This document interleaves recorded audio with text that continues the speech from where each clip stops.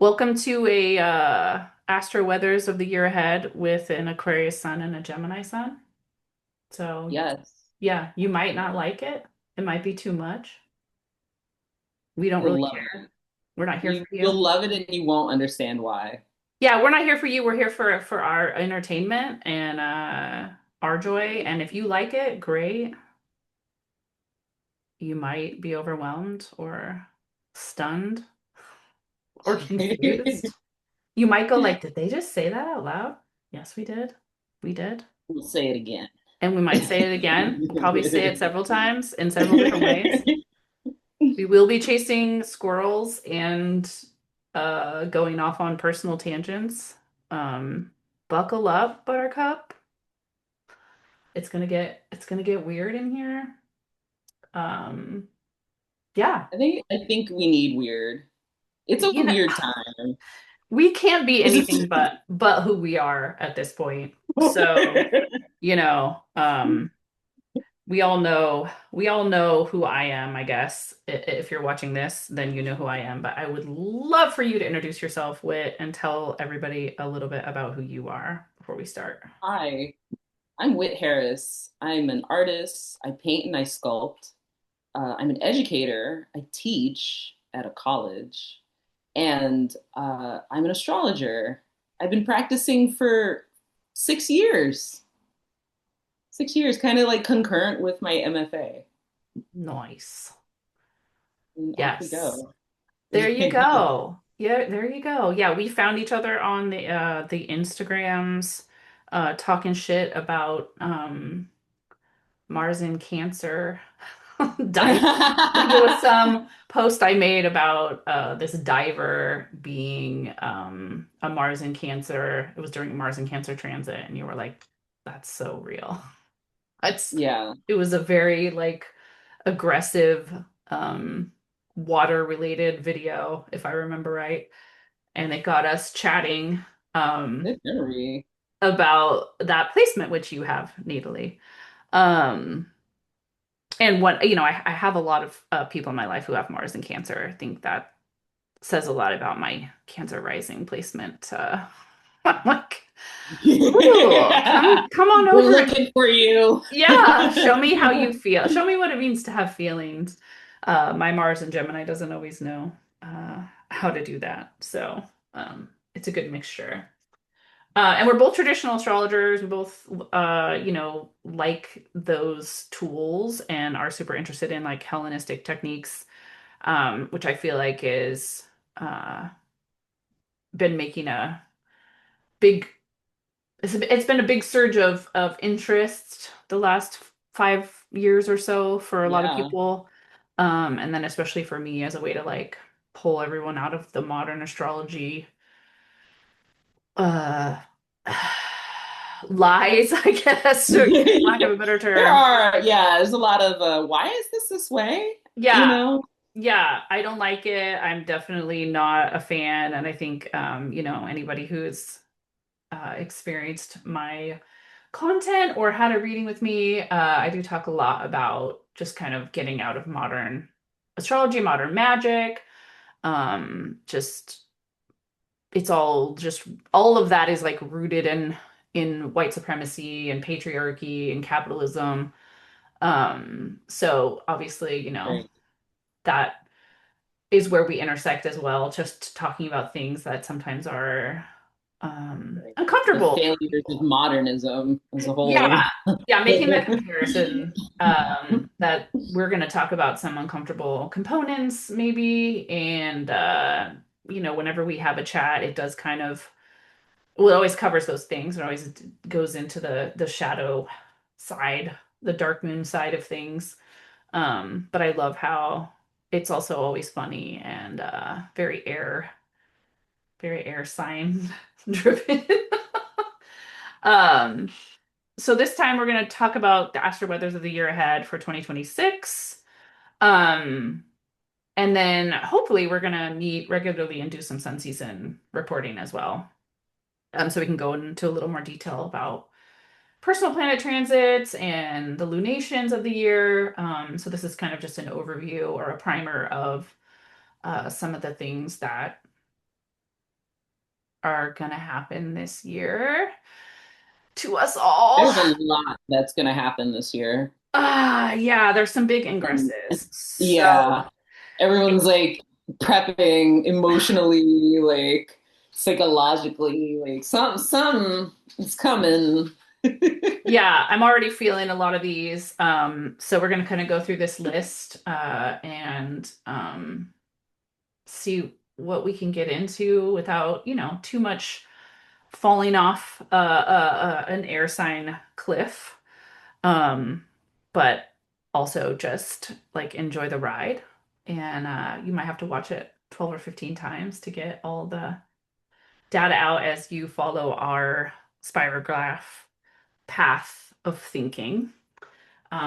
Super excited to get started, but also feeling very anxious about being fully aware of what's about to happen to all of us next year. But it really is like, Ugh. as a person, always in my feelings, like managing the anxiety and anticipations of this year's transits have, it's really taken a lot of my energy. It's really taken a lot of my like focus. Yeah, It just and the sort of like full embodiment of this like thresholdness, almost like a bracing because yeah, yeah, we're in a difficult time. So like holding that, right? Holding the present moment while yeah, like sort of I don't know if like fending off the future is the right, because it's not real, but yeah, again, we're in a body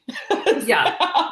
We that are defies sentient. space-time sometimes. So like, Yeah. I mean, the fall living inside the belly of the empire as it starts to really die. It's in the death throes, as a death yeah, worker, the scariest part of someone's dying process is those months before they lose themselves, and they have these really big swings of being really emotional and, if someone is blessed enough to like go through the dying process rather than to die suddenly or violently, which, is a whole other conversation, but I don't think Murica is gonna die suddenly. I think it's gonna be a slow process and there'll be violence and there'll be moments of,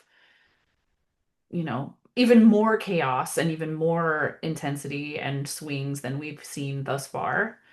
Um, and potentially, which we'll talk about the violence of these different planetary placements in history, give us an indicator that, yeah, we are headed for some kind of war or catastrophic things are the potentials of these. It doesn't mean they will happen. Astrology does not predict things like everyone in modern astrology would like, but it right. does give Imagine us, us exercising free will for the greater I good. know what it does. Right. It gives us this like, oh, hey, this is what the waters, this is what the weather, this is what the air is going to be like. So you have choices you could make knowing that in the past, this is what happened under those weathers.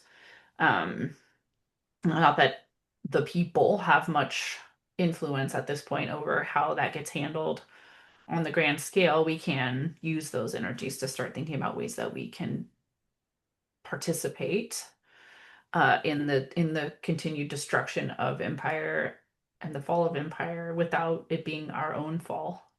And then also remembering like, what the pattern of the death of something looks like, and how to, like you said when we were chatting before, just how to like leave the earth for a little bit and go into astrology as a way of like feeling held and supported, maybe a little distracted, a little disassociated, and let me go out into outer space and just like sit with Neptune for a little while and be like, what are you doing? Like Yeah, what's going on out here? Like how can I use this energy to um as medicine or as a way of being held by that? There's right. always another side, right? We can focus on all the like, oh my God, it's the chaos. But every single planet has a shadow side and a light side, and all these all these cycles. have different points that are, you know, you can dig into them and use them for something. It doesn't just happen to us and we have no control. Right. Yeah. Yeah, the astrology allows the awareness and I think a sense of control. Maybe it's not real, right? But Yeah. again, like being able to like recognize patterns and name things, name experiences, even if it is a story. I think there's Yeah. some utility to that as a person in a body on Earth, right? Sometimes it is that just awareness, and I really think that's so much of it. Yeah. When people, I often hear about astrology. I often hear people, astrologers, speaking about it as like this moment being a consciousness raising moment. If sure, but now what? Yeah. Now what do you do? And so, but I think our sort of specific like action here is in the power of being able to read these things and understand these things and build a sense of consciousness, right? build Yeah. build knowledge systems, participate in that building of knowledge systems so we can stay self-aware and Yeah. try to choose better. Yeah. And try to support each other, I think share that the was too information. long-winded, but Yeah. No, is there such a thing? Um, but no, I love that. It's like a way of, knowledge is power for real. It does have the ability to make us feel better, um, even though it's shit, it's like, oh, okay, well, at least I know that it's a cosmic situation that's happening. It's not just like me having this feeling, but like a lot of people share these right. feelings. And I think the thing I love about traditional astrology over modern astrology, and the reason that it was such a pivotal part of my long astrology education is like, oh, finally, traditional astrology is rooted in remediation. It's rooted in magic, right? It's rooted in like, Yeah, okay, well, now that I know this is happening, here are some things you can do with this energy.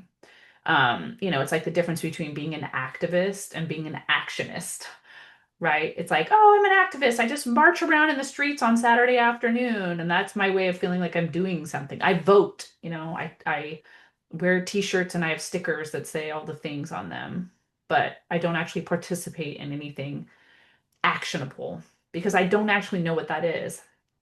So now being able to see like, okay, this is the energy and these are the actions that are potentially available if you choose, right? There's that free will part. Like yeah. it's not really that things are happening to us via the planets. They're happening to us via people who may be using the planets.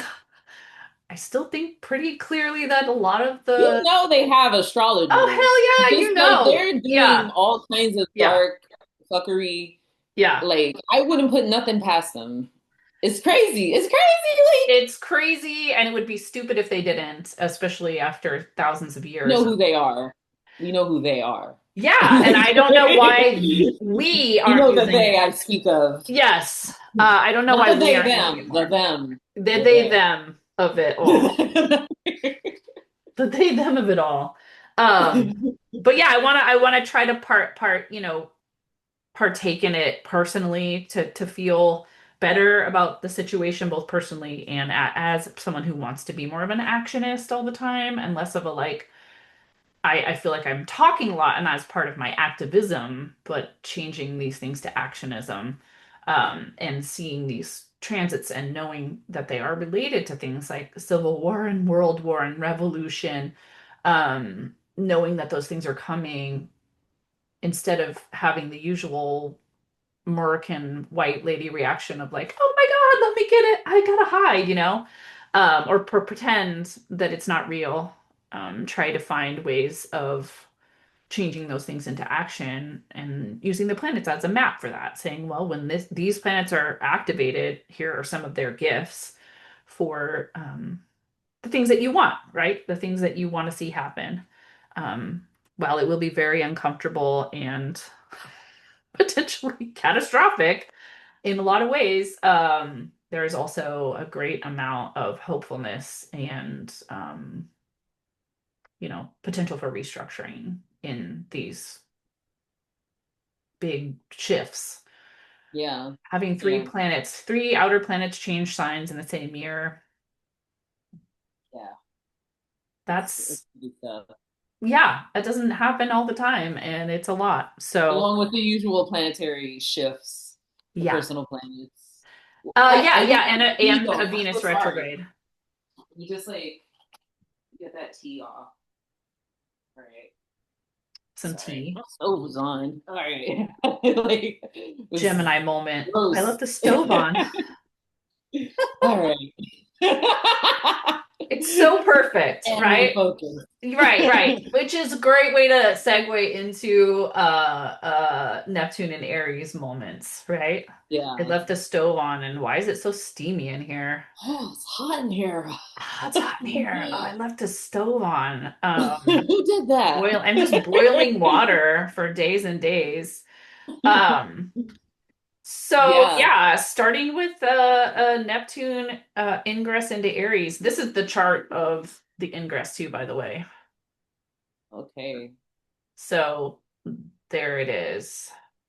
Wow. Would you look at that? Would you look at that? So, just as another point of reference, that is the moment in which it happens. That's how it's going to feel. And then I also made a little piece of art for this one. I'm going to pull it up because I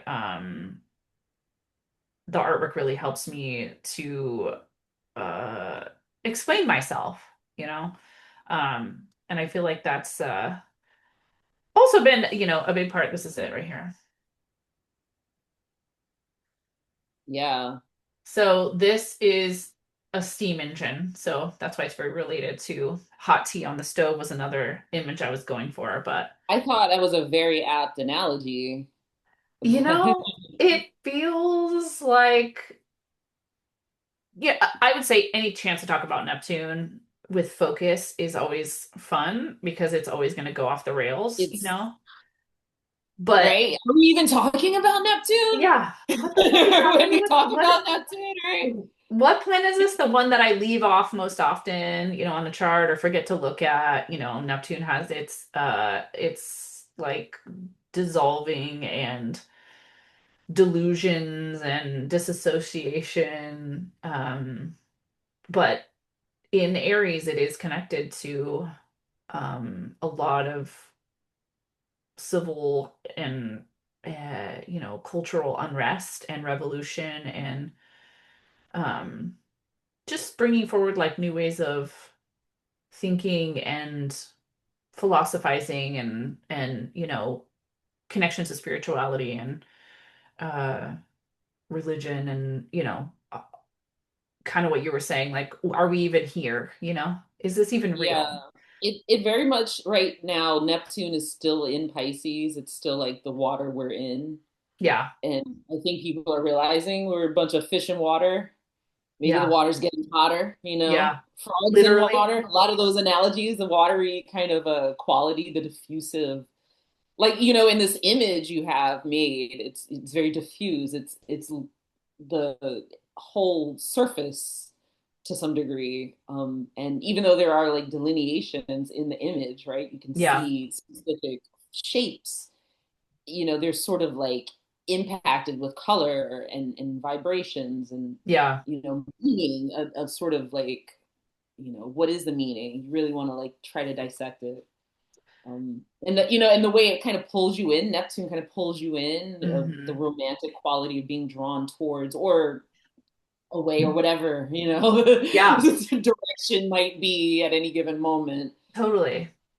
Yeah, Yeah. pulls you in and then tries to drown you, and Yeah. then at the last minute it lifts you out and it's like, wasn't that fun? You came so close to the edge and you made it. Wasn't that great? And you're like, Yeah. what Yeah. just happened? There's a kind of an inherent contradiction, though, I think that is palpable, and that might be part of the tension we feel Yeah, between Neptune is a planetary, as a planet, with its Yeah. energy, and then Aries as a zodiac with its own, archetypal symbolism of heat and fire, and what are boundaries if they're not sort of tested Yeah. even. um, yeah. Yeah. And the switch between Pisces to Aries just on the chart in general is, that moment of death and rebirth, the end of the cycle, the beginning of a cycle. The ending is the beginning is the ending, like there's no real differentiation between that moment. You're alive and you're breathing, and then you take your last breath, and in a split second you're dead. Yeah. And same on the other end, a baby goes through this whole process, and it's not alive and born until it takes its first breath. The light hits its eye, it's alive. It has Yeah. moved into this new place. It has become that, it's crossed that line between Pisces and Aries. And I think, Neptune kind of going over that line and moving into Aries, the reason it does connect to revolutions, and it does connect to civil and cultural unrest or changes, is because we all kind of collectively go through this like last gasp, in a very Piscean place where we have been, where people are just like, it's all so much. I'm drowning in information, I'm drowning in emotion, I'm drowning in just overwhelm. And everyone is kind of, we've all sort of come to know each other through Mhm. our social media and technology and these different options, um, that we have now. But also, if you The look back at, porousness, yeah, yeah, you that kind look of back at porous these quality. transits, you see that those things were kind of happening. People were exchanging a lot of creative ideas, these That's sort of how we renaissance. met, in this kind of like water, this tide pool, if you will. Yeah, And I liked something you shared, yeah, and it was so random in some yeah, ways.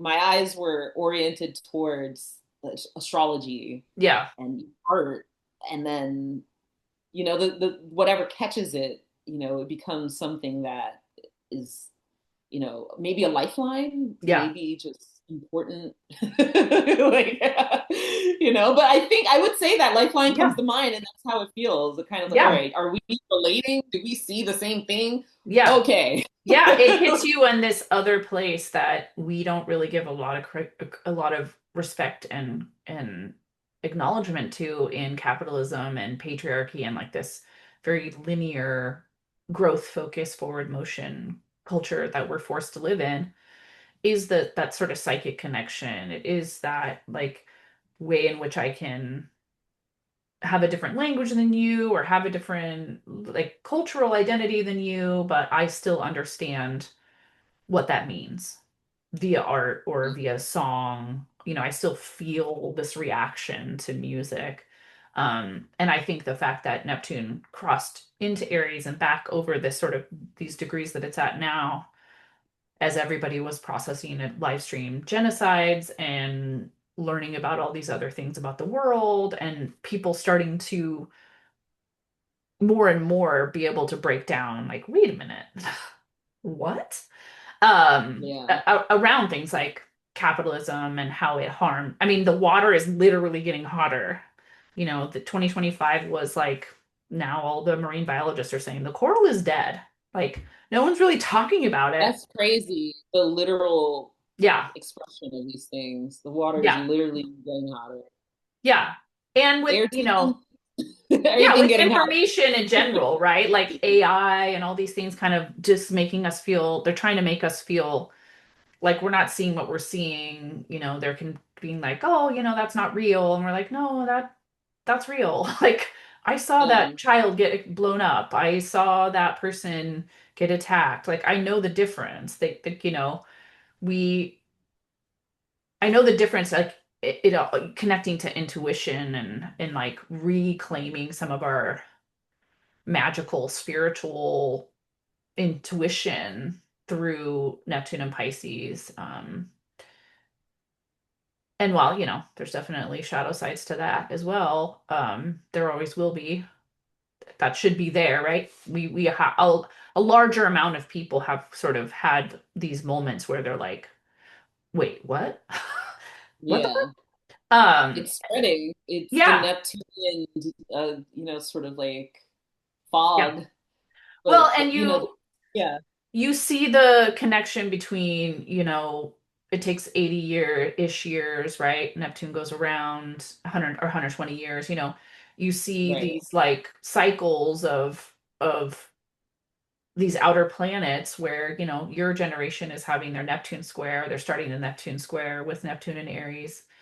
Um, and older folks are having their their opposition, their conjunction, they're starting to like have these different experiences, and these countries, namely is not real, has a lot of planets in Aries, a lot of energy with Libra and Aries. And so does Yahoo. He has a lot of planets there. So as we move into like looking at these in sun seasons, it's really fun to like pull up these charts of these bodies, because obviously these outer planets have more influence over generational, right. cultural. Countries Wh- go live long enough to have to experience returns of these outer planets and stuff. So we do see this as a huge connection to the fall of an empire that um, causes has caused a great deal of environmental harm.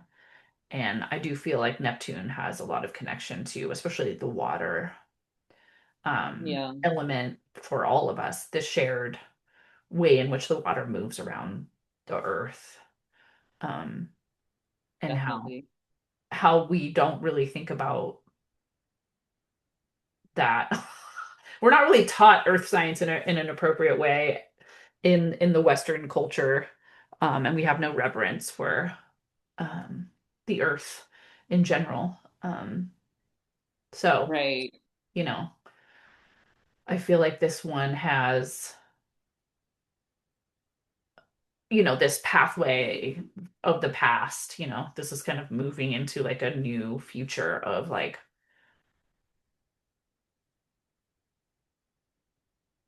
thinking about things through that lens of art and emotion and music and Mm. philosophy. Um, like it's okay to be use our creativity magic and our imagination magic again, uh, Yeah. and kind of reconnect with those tools. With Yeah. I think there relates in part to the Saturn conjunction in the sense of decay around yeah, old ideology or system of belief around, you know, what is good really and what works. yeah, And also the aversion to, I suppose, esoteric practices, right? There's yeah, sort of like extreme spirituality, which, think of the Piscean age being codified through the symbolism of Jesus and yeah, Christ, and also religiosity and Abrahamic religions, yeah, right? And the sort of mass consciousness around that yeah, also failing, right? I think this genocide also reflects that the failure of a yep, dominant religious force or power or merit, if you yeah, will, the relevance. I think of Neptune also embodying a sense of relevance. Like, why does this matter? Do I feel it? Is the vibe right? yeah, Does it fit, like, and this is not hitting anymore. Like, it's yeah, not working. It doesn't bring us a sense of I would say escapism. Really, yeah, people can't escape through it in the same ways, um, and it becomes almost a visible decay. yeah. It will for sure, more and more. And Pisces, traditionally Pisces is a Jupiterian sign. It's Yeah, the right. It's the yin expression, I suppose, the way to frame it. But I also think of like Jupiterian decadence and the way Saturn sort of forces us to come face to face with what is, decadent and wasteful as yeah, far as our zeitgeist and what we value, what is real, what our systems are sort of made on, and also systems of escaping, right? So even the church itself, yeah, and the I mean this like materially, right? Yeah. And so but these things don't hold power over us in the same way. And now this the shift into, I guess, seeking clarity, right, through the Aries form. Um, and that's the vibe now. Like, all right, we need to clarify some things, like what matters really, because we're Yeah. watching people be slaughtered, Right. and In the that's name of those religions. and that shouldn't matter to us, Yeah. but these other things should. So like, stop playing, like you know. Right. And now we can really see the harsh truth. Like, we're just being straight. It's just lies. Yeah. It's all the whole thing is just lies. Not Yeah, a which bit is of truth. like such a Neptune shadow, right? Is like a magic trick or a propaganda. These things are very tied to Neptune. Like, don't look over here. This is not the droid you're looking for. There's all these kinds of like manipulation is a big part of Neptune's shadow, being able to manipulate people through emotions or through imagery or through doctrines, right? Like mysticism and um, animism and all these kinds of things. Like humans are so um, amazing at doing that. And it's such a gift of being a human being to have an imagination and to make up stories and to want to make art and to want to sing a song. But the Right. way in which those things have been used against us for so long, this is the end of a cycle where a lot of those things they will dissolve. But because they are so skilled at catching people who dissolve, especially evangelical Christianity has been so good at and has a whole goal of catching people who are struggling with addiction or suffering in some way and convincing them that like this is a way out of that suffering. Um, and tricking them, right? Manipulating them into believing these things, and then also becoming soldiers or willing to die, willing to be weaponized for the sake of What do they this call them? When they travel to proselytize? missionaries. Missionaries. Yeah. Yeah. Yeah, it definitely has all of that kind of energy. And Colonial. Colonial yeah, energy. yeah, and I think that that's what I mean by the remediation of it too, is like being aware that this is opening up a portal, especially these last couple months, and then, Mhm. as Neptune sits here at this 0 degree, I think also it's just amazing that it starts out with a Pisces rising, like it feels like everyone is going to be able to see a lot of truths, and it's important for those of us who are already on the other side of the veil. We're already fully in awareness of a lot of this stuff and learning. And every time we see something, we're like, oh, yep, I believe that. I'm okay. I'm gonna do some research. I'm gonna do all the things that I need to do. Speaking especially us air signs who are like, interesting. Let me go figure that Yeah, out. Let me go right. talk to somebody about that as we move into a very airy overall cultural energy with Pluto in Aquarius, and then all the Jupiter Saturn conjunctions happening in air signs now. We're in this air period of humanity overall.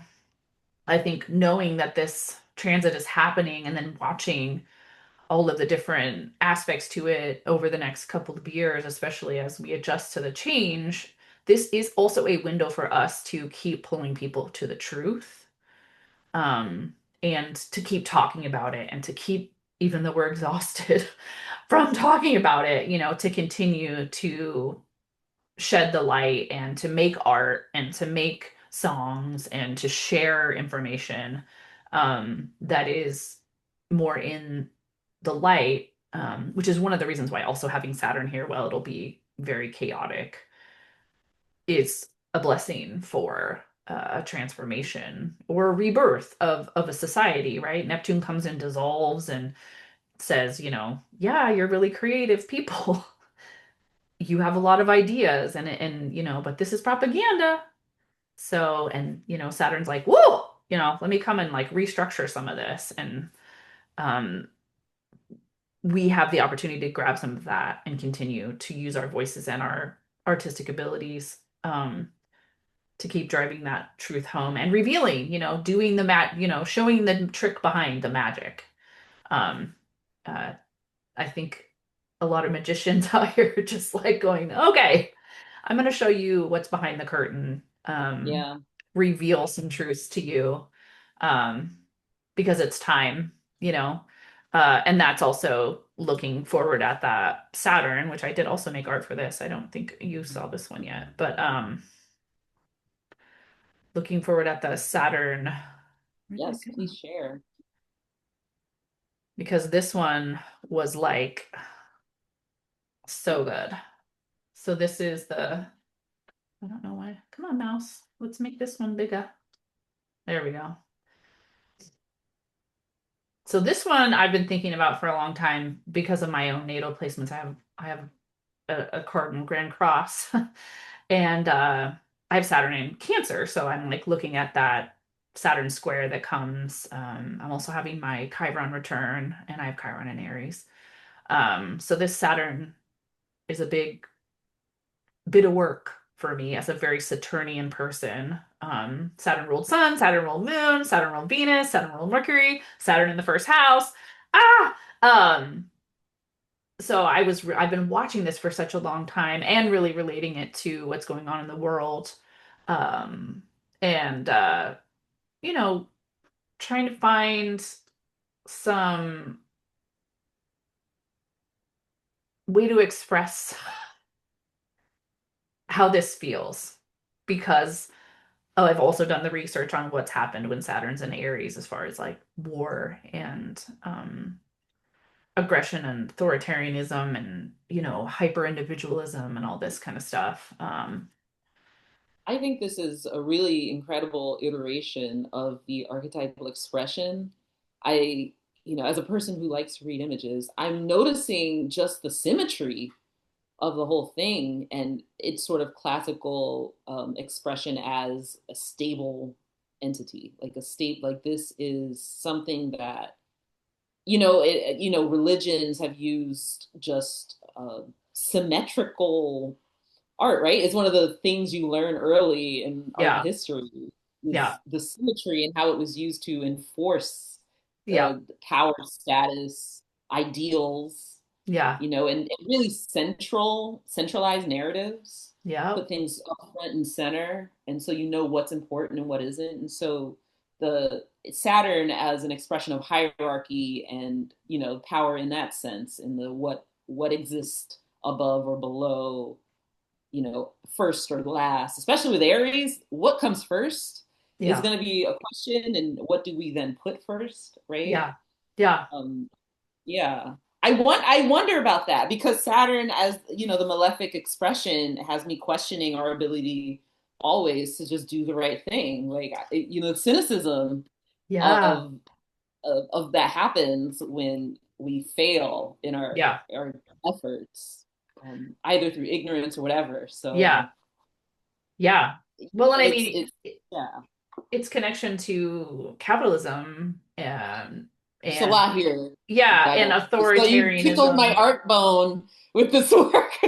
Yeah, this is why I was like, I'm gonna I do them can't. all. And I was like, I spent so much time on this, and I definitely was like, okay, I need to like really grab those fundamentals, right? Like Saturn's gonna want some of the fundamentals of the balance of the image. It's also Aries and Libra. Reading is Those fundamental. two together, they have a lot of desire for. I know those rams in there are heartbreaking. Like I'm Well, just like, yeah, I mean, I was no. like, this is the future, right? They're walking to the future, and I was like, we have to have the indigenous energy of the true Americans, all the way of all the Americas, Yeah. Oh, that's Um, a buffalo. I this just thought it this is was a multiple buffalo, rams. this is These are a different ram for animals. the Aries, and then I also was like, and the Black Panthers, Yeah. are a big part of um the destruction of individualism. The Black Panthers were all about collectivism, right? It's like, what does it mean to be in collective? And I think also the narrative about, it's actually, well, there's so many things related to that I think are related to this in the sense of like we have to create systems of protection and care for each other, and all, turning to indigenous groups all over the world and turning to groups like the Black Panthers, the socialist, communist narrative, like reframing some of the lies that we've been told about that, and really realizing, the future is this collective energy where we move away from all of these things that are here, um, and destroy. We've got like a very Christian building, a very Judaic building. And I thought about, do I want to put like any Muslim connections because they're not void of having jihad. They have extremists as well. But I really didn't feel like that was what was going to be up in this period of time. Um, The fall of Wahhabism. yeah, it's Mhm. like those, because people are starting to realize the only reason those things exist is because of these, because of the authoritarianism and the domination of and the connection between all of this, being part of empire. And so since those things aren't part of empire, they're the enemy of empire. I'm like, oh yeah, they're not actually extremists. They're revolutionaries, right? They are the response to all of that oppression. So it's a lot of Saturn coming in and forcing us to see these old structures and institutions for what they really are, right? Right. Because Aries is very self-focused and very individualistic, but it's also the first sign that will show up to kill you if you hurt a baby or a child or a fragile person or somebody if you victimize anyone. There is no, there is no fucking nonsense about that, right? Aries are also very sensitive, and you've got this like first plant of spring that is about, Aries has a fragility that is part of its strength. Um, and I think it's this willingness to break all of this down with the focus, right? The focus of us being what's new. What are we making out of this? What are we restructuring? And then again, because it first thing it does is make this conjunction really, it like dips into Aries and then it just slams right into Neptune again. Like this isn't the first time Yeah. they've had this conversation where they're like in the same sign and they're coming together in this weird way and bumping into each other. Um, Mm. so really it it like makes me think of like giving birth, like there's this chaos that is happening, and it's very brutal and dangerous, and you have to go to a real place in the mind to get through it because it's so painful and so tedious. Um, but really remembering like that we're looking forward at this like hopeful thing while all this chaos is happening. Right. I took And some notes on like histories of Neptune, Saturn. yeah, What do I have? The last time was 89 in Capricorn, and that was the fall of the Berlin Wall. yeah. And yeah, the that was painful. I imagine I was a baby, but Well, the other uh, thing I love about that story is that the fall of the Berlin Wall was kind of an accident. It was like a miscommunication of the oh, leadership there. If you go look at, I can't remember their names, but the people in charge of that situation, it was literally like the Neptune was just causing this like chaotic confusion, and all the people were told it was going to come down, and so they kind of showed up at the wall like, I want to go see my family, they're going to open it. And it was like, oh, no, no, they're not. They're not. And then they were like, oh, the guy who was I don't know, the president or the leader of that time was like, oh, go ahead and open it. I was like, was he drunk that night? It was like late in the night, and the guards were like, okay. And so they started letting people through. And then there was like, no, no, no, don't let them through. And oh, that's too late. They're already over there. And they were just kind of like, fuck it. So it was, and it was a tense situation, and it could have been a violent situation. It could have turned into a whole thing where a lot of people died. Um, and definitely like Capricorn, this Capricornian, like we're going to bring tanks and we're going to squash this resistance, right? It's very military, army, like and they just were kind of like fuck it, and then people just started like breaking it down, and then it was just too late, and they were like, well, I guess that happened. So it's like that kind of Saturn Neptune. Oh, we got a structure. Oh, wait, something went sideways, and everyone just kind of running around. I don't know what's going on. It What's got happening? absurd. Yeah, Honestly, that sounds kind of Capricornian in some yeah. sense. I think Well, Capricorn. I often think of absurd sort of conditions. well, it also, like I said, there's that whole generation of millennials that have this Neptune Uranus in Capricorn, and then also have Saturn there. And they are Yeah, a lot of my clients, they're just these people who are like, what? They won't follow the rules. They don't like being told what to do. But at the same they're time, they're like, probably really funny. They're like yeah, unintentionally hilarious. I bet too. yeah, they definitely have you know, like fuck it kind of energy. They'll just like go do Meme shit. makers of our culture. Yeah. That's what Yeah. And I. they're breaking down a lot of these, laws and rules about society, right? And Saturn, being the ruler of Capricorn and Aquarius, it is about the past and the future. Saturn in Capricorn is the past, Saturn in Aquarius is the future, right? These two together really work together to teach us about systems for culture. And, Capricorn just builds what it builds, and Aquarius goes, whoa, whoa, hold on. You're crushing people.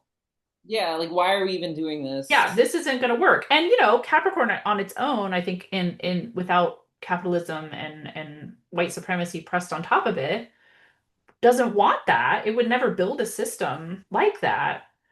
But what you said about, failure and this like awareness of like, oh no, did I do it wrong?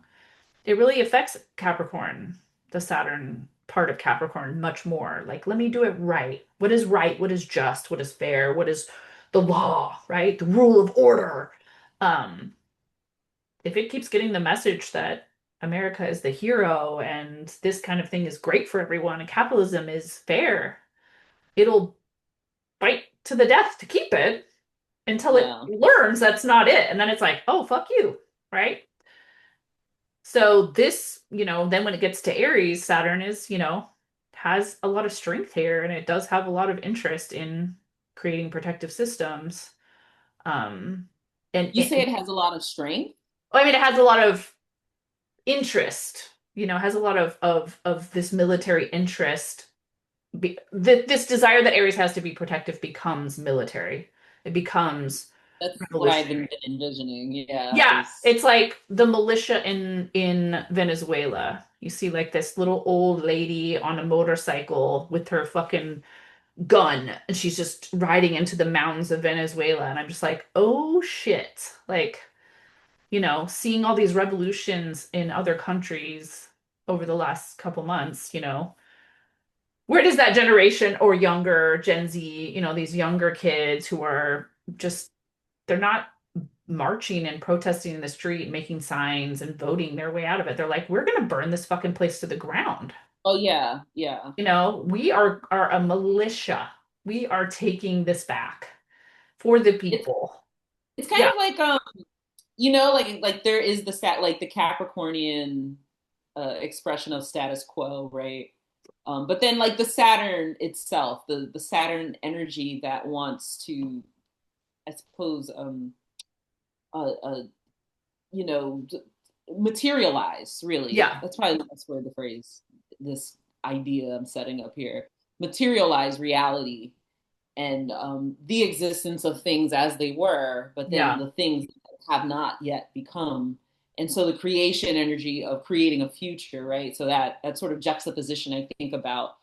But then the fall of Saturn in this sign of Aries, right? And I almost think of like a role reversal where those who are trying who have had power, right, and are the status quo Yeah. are kind of I don't know, atomizing, maybe that's the word, like a kind Yeah, of atomization. Like I think of ICE and the sort of militia, rogue individual energy that is actually being supported, it seems, yeah, as opposed to a collective like military that represents a country, right? The yeah. traditional Hmm. expression of power in that sense. Yeah, Um, and then now people, individuals coming from whatever they come from, who have a sort of like, all right, well, this is the future we actually want, and we're gonna find our way there in our own way. yeah, Maybe we'll have something in common. That this is very much the seeding of, I think, of a new sort of you know, maybe status quo, but mostly materialization yeah. of a reality. Which may or may not last long. Like I think people think of Saturn as this thing that is forever and ever, and you think of like the artifacts and Yeah, the yeah. history of all. I'm like, Saturn actually can be a house that blows away in the wind too.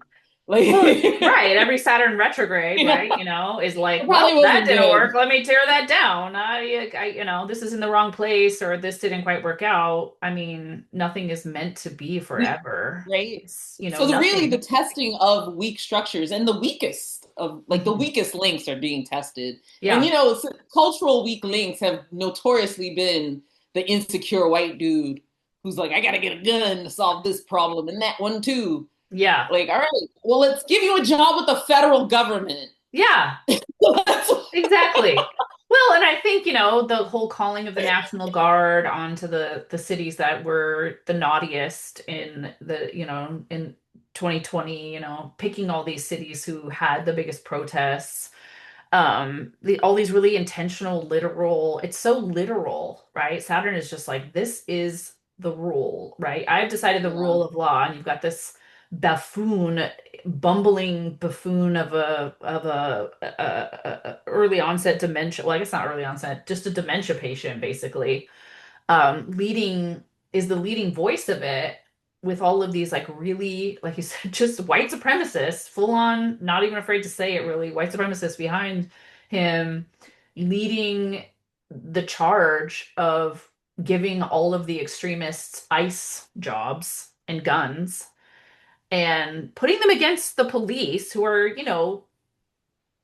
for the state. But I think there's a lot of cops who are kind of going like, what the fuck? Like, we're not allowed to participate now. We're not allowed to do our jobs now. Like, who are we protecting? right, The National Guard too is like a bunch of people who join the military, but they don't really military, right? They're here just kind of right. I thought um about joining the National Guard. yeah, just to learn, like, can I get some target practice here and learn the systems? You're putting all of these groups, these militarized groups together in cities where people are, one, typically more aware of what's really going on, right? They tend to be more enlightened, although, there's that whole liberal component of it where I'm like, oh my God, they're just singing songs. Like, stop singing songs Right. at the cops. Like, it's cute. I get it. We are past Yeah. this point of cuteness. Like, we need to start also participating in the right response to it. And people are just not ready for Yeah. that. But it's coming because there isn't going to be a choice. Once they shoot a white lady in the face, people are kind of going like, wait, what? It's painful discomfort Yeah. and like processing for everyone. But it does bring Right. forward the moments where we're like, wait, who has a gun and who's where, what side? Like, it dissolve, right? Right. As Saturn moves through the rest of Pisces, it starts dissolving all of these things that we thought were our society. Um, Yeah. and then when it moves into Aries, it's like, okay, well, now we need new laws. Now we need new code of conduct. What does it mean to be a warrior? What does it mean Yeah. to be a cop? Who is protecting who? Who are you serving? You know? Yeah. Um, and what does it mean to have immunity or do things with impunity? What do these words mean? Right. What is the What kind of material Constitution? are you enforcing? Yeah. Yeah, Who are the individuals being protected? I think is yeah, because I think what has been revealed is the people who are most vulnerable are not protected. Right. Like, just the sort of reality of that, like the mechanisms, even the systems Yeah. that we have put our faith into to do the protecting of the weak, of the Yeah. vulnerable, I should say. Yeah. But the systems are actually antagonistic. They harm more than they help. Well, and the more You, they take you away the fun, right? The bread and circus or whatever it is of capitalism was that we all had like even the poorest among us was still, doing better than the poorest among the countries we steal resources and like labor from. So, we could look at a third world country and be like, well, we're still fine, like it's still America. We still have pop music. Like what? We're still having a good time. Um, yeah, and now all of a sudden, and again, this is like very much to the Black Panther narrative or this like social collective care narrative of like, yeah, oh, wait a minute, now I have to go to the food bank. yeah, I can't afford vacation. When the pandemic was happening and you saw all these people breaking down because they couldn't go on a trip once a year, and you're just like, it's a pandemic. yeah. You That was know, such a ah, revelatory time. I saw that almost as a preview for the decade. no, I did too. And I think that that was, what all the That astrologers we're were going to be talking about. asking for a long time, and it's going to look all kinds of ways too. Yeah. It's crazy. Yeah. You should have used that. The people should have used that time to become more like Black Panthers, to become more like the indigenous people who've lived on reservations for all this time of America, who've had to make do, who've had to build systems out of nothing, who've had to hold on to their language and like, grasp at dust and hang on to it just long enough and still have those stories and still have those traditions to share, still understand their job as the tenders of the land, right? The protectors of the land and, get to this point, to survive, just survive to this point so that they could start to come back and say, we can still turn this around. I think that this is what these two things, and again, and the Uranus and Gemini as well, is like shifting um, everyone into a whole new era. When we go back and we look at like, the different eras of that are within the time of capitalism, where we've moved through the Enlightenment and we moved through these like the Renaissance and all of these like different periods of awareness. Um, that is also what Neptune is about and what Saturn is about. Saturn, builds the thing. Neptune dissolves the thing. And we want those cycles to keep going. Yeah, They don't have to be this bloody and violent violence. They could just be, you know, the the light presentation of that is, we build a society and then we come back and check and say, hey, is this society murdering anyone? right. The check-in. Yeah. Is anybody being harmed by this? Is this harming the environment? Um, no, okay. Oh yeah, it is. Okay, well let's, adjust. Let's reevaluate, let's restructure, let's take it apart and put it back together again. Let's use our imagination to solve the problem. This Yeah. is how these things should be helping us. I Um, think, yeah, the quality of Saturn and Aries too, and the system that supports individuals. Like, yeah. because individuals are so individual. And I think it was a lack of awareness of that, right? And then the Yeah. revelation that when you support people with the most needs, everyone gets supported, right? Yeah. That was something that I think like the disability movement established. Like, Yeah. oh, well, actually, we can all use an elevator sometimes, the one that works. Hey, how Yeah. about maintaining it too, Yeah. Like, Yeah. Yeah. yeah, and that it comes in so many different forms and it's Yeah. not always visible. So what does an infrastructure, that say provides bathrooms for everyone, without question, Yeah. doesn't assume that they're going to use it for the worst thing, Right. Or to It's use it as intimate a needs, I would say. That's what yeah. I think of the Yeah. individual being served or not. Right. Well, and hyper individualism is, Right. 100% part of white supremacy. Maybe your needs don't matter. They So do not matter. We do not yeah, care about them. In fact, we use them as a weapon against you. We know how to make your life so miserable that we can control you by giving you then yeah, just like the tiniest little crumb of something else. It's like, oh, well, how about this? And you're so desperate to participate, and I mean, the ways in which capitalism has,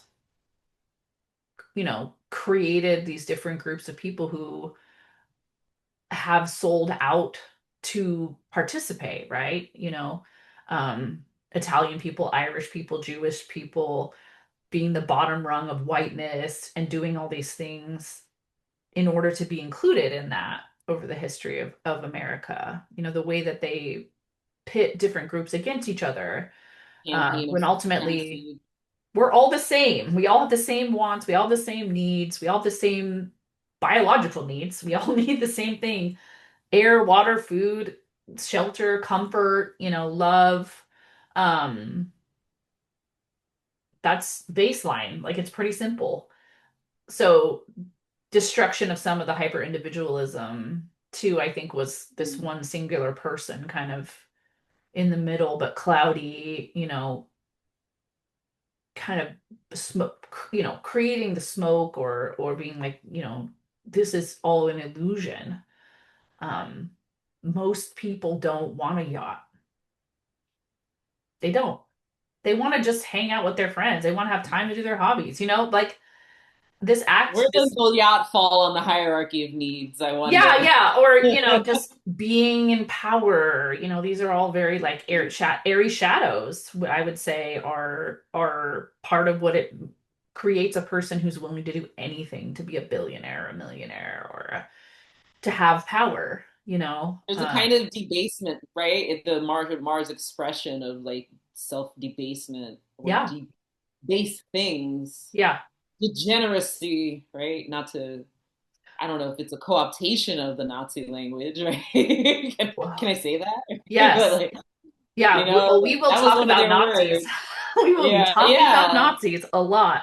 But also My that kind of projection. I Yeah. also think of that access of Aries Libra and projecting, your worst qualities onto the other. Well, the Capricorn capitalism and the Aries Arian language connection definitely isn't really an accident. I think it's really something to think about as far as like how do those archetypes connect. Mm, The militarization and the warring component of Aries is very much the Reich. yeah. I am the supreme leader. I am is Aries, main keywords. Um, so I think that's, also part of what we're contending with, right? Like, what is fascism and what is control? What is it? What are you trying to get here? You want to have Yeah. all the stuff for yourself? Like, okay, well, what happens when everything on Earth dies? You're just hoarding all that money, like you can't eat that. You can't love that. Um, I heard it real the other day where the guy was saying, there's nobody more traumatized or in pain than a billionaire. There's nothing lonelier than being a billionaire. It really seems obvious too. I don't know why these people are idolized on any level. Or why they Um, have aspirations to um, become that. It's like, what is yeah, it the whole that thing seems very repulsive. yeah. It's like you don't want to be connected. You want to be in control of literally everyone around you. You don't realize, the emperor is wearing no clothes, bub. That's Mm, you. Like, yeah, you are naked and you're surrounded by people who are telling you you look great and you're in clothes. You're fine. right. It's like this deconstruction. And then there's also the whole element of like toxic masculinity and gender, which I've been talking about for all of the time that Chiron has been in Aries, and how eventually, both of these this Saturn transit and the Neptune transit are gonna roll over those concepts as well, like breaking down binaries and you know, pointing out how the only reason I exist is because we exist. If I don't have the container of we, I have no concept of myself. I have nothing to compare myself to, so what am I? If there's no mirror and there's no one else to say, "Hey, I see you. I perceive you. I communicate with you," then I'm just here by myself. I have no awareness of myself. That makes me think of the Uranus Gemini, that exchange quality Yeah. there, and it's sort of the movement of it. It Yeah. doesn't actually end. This question about who am I and who are you. Yeah. We're always trying to figure that out in any Yeah. given Yeah. moment through our Yeah. And I rituals think, of you know, what's the word? Intercourse? No. yeah, I mean, sometimes Interdependence? interpersonal. Yeah, interpersonal relating. Yeah. That's the word. You can edit that out if you want, but Yeah. Yeah. I knew what I meant what you knew. Uh, yeah. yeah, no, I think the whole air components, right? Like looking at the the Pluto in Aquarius and the trine that's going to be going on here for quite some time. Um, and again, the Jupiter Saturn conjunctions, which will happen in air signs. The first one will be in Gemini when that comes, and it's a couple years from now. 2, 4, 6, 8. Seven, what, 2, 4, 5-ish years probably from now, when Saturn makes its way into Gemini. Jupiter will have come all the way around again to make that conjunction happen, I think. Or actually, I think it's in Libra, if I'm being honest. But we'll have to talk about that in our future podcast because that energy is what's over us in an interpersonal way, since Jupiter and Saturn are the interpersonal planets. They are the bridge between the outer planets and our personal planets, and where we come together to talk about our laws, to talk about our, it's sociology. Like, how do we socialize with each other?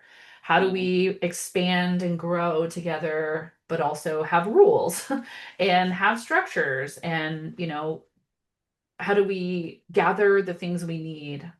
Um, Both the joyful things and the things that it's like, oh shit, yeah, somebody has to be in charge of the Yeah. garbage and the plumbing and, all the Yeah. hard work Deal with, too. deal with our waste, Yeah, so as deal Uranus with our enters an air shadow. sign, yeah, who's doing this? Who's in charge, right? As Uranus enters an air sign, especially one like Gemini,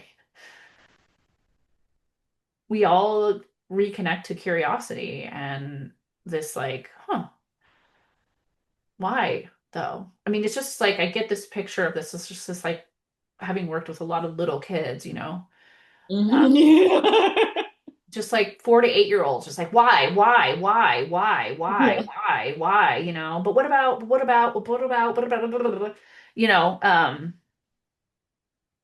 that being the collective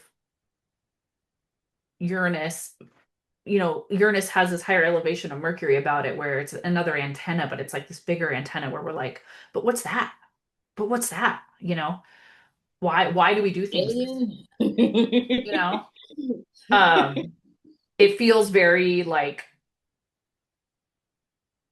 uh it's overwhelming, it's like being overstimulated all the time, like, which is so like how it is now, to constantly be bombarded with videos and have to stop and be like, is that AI? Like, is that real? Like, you can trust nothing, which is terrible, but also kind of we actually need that. We Yeah. need everyone to start being like, wait a minute, Question everything. question Yeah. everything. Is there really such a thing as an otter that just like fits in your hand? No, that's not Yeah. real. It's cute, but it's not real. That video is not real.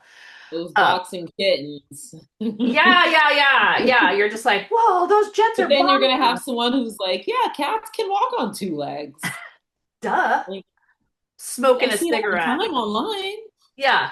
Right? I saw a video. It's like, okay, well, that doesn't make it real, babe. And generationally, I think, that's just another point where Gen X, as the parents of Gen Z, like we we are going to see these gaps get wider, and you're going to see these elders have to make a choice whether they want to surrender to the knowledge and experience of the younger generations, or at least include them, which of course, we haven't seen in this Pluto and Capricorn America, where we got Yeah, 80-year-old presidents and 80-year-old senators and, you know, 80-year-old leaders and 70-year-old leaders around the just globe ridiculous. leading capitalism, right? Pulling and shaking and pissing their pants. Yeah. Yeah. And falling into And it's dementia while they us have access to the fucking nuclear bomb. actively facilitating genocides Yeah. while collecting checks. Yeah. Yeah. Yep. Yep. Masters of Yep. propaganda, full-fledged liars, like just blatant demon. You get very much the horned devil I vibes was gonna from say it's very Pluto and devil, Capricorn. Yeah. devil energy, right? Very Epstein is the devil energy, Yeah. Well, all of them, fucking it's like children from who's the around the one. world and bringing them up to their like demon cloud. Yes. Yeah. And Like the who's the one ether to behind that? 300, like Yeah. what is this? Yeah. It's very much the guy in Underworld, the vampire in Underworld who's like this like pasty white dude. Yeah. Um, he's also just very much like, don't give a fuck. It That's how it they act. Yeah, well, the crypt is closing though, and I think the thing that we have to remember is that, like, we have the power to knock them down. They're just old boys who never grew up, who lived in that sort of toxic masculinity, or that they created toxic masculinity. They're the final The presentation. final boss. Yeah, it's the final level of like hanging on to patriarchy and hanging on to white supremacy and hanging on to toxic masculinity because they think it gives them power, when ultimately all it did was steal their life and destroy the earth and create pain and chaos and you know As long as it's not theirs to carry, the like the sort of energetic exchange of it all, and then I equate the hoarding quality there, oh yeah, and the insecurity that fuels it with well, I don't have to carry shame, I can carry this. You yeah, carry the shame. These systems that are decaying are all about putting all of the karmic weight and of the violence of imperialism of over like centuries, right, yeah, onto the people who are most like victimized by it. yeah, And yeah, I think it's so materially clear, you know. yeah. I don't know if this is very Uranus Gemini. I don't know how to kind of fit that into it, but I am thinking about the sort of awakening quality that Well, I think happens. it's the trine between Uranus and Gemini and Pluto and Aquarius, where more and Yeah. more people are waking up to this awareness that these people are not leaders. They don't care about anyone. They never have. Yeah. They're part of a long lineage of people who do not care about other people. They're children of the children of the children of the Nazis. And the Nazis are the children of the white supremacists of America. America is the origin story of a lot of this stuff. But then the origin story is Britain. But then the origin story is like it goes all the way back to what? I don't, it's like where's the seed of all of this? It actually goes back I to do think about people. that a lot. Yeah, I mean if you like study the origin of capitalism as an economic component, you go back and listen to stories about or read, The People's Guide to Capitalism or Less is More by Jason Hinkle's a great book that just kind of breaks all down.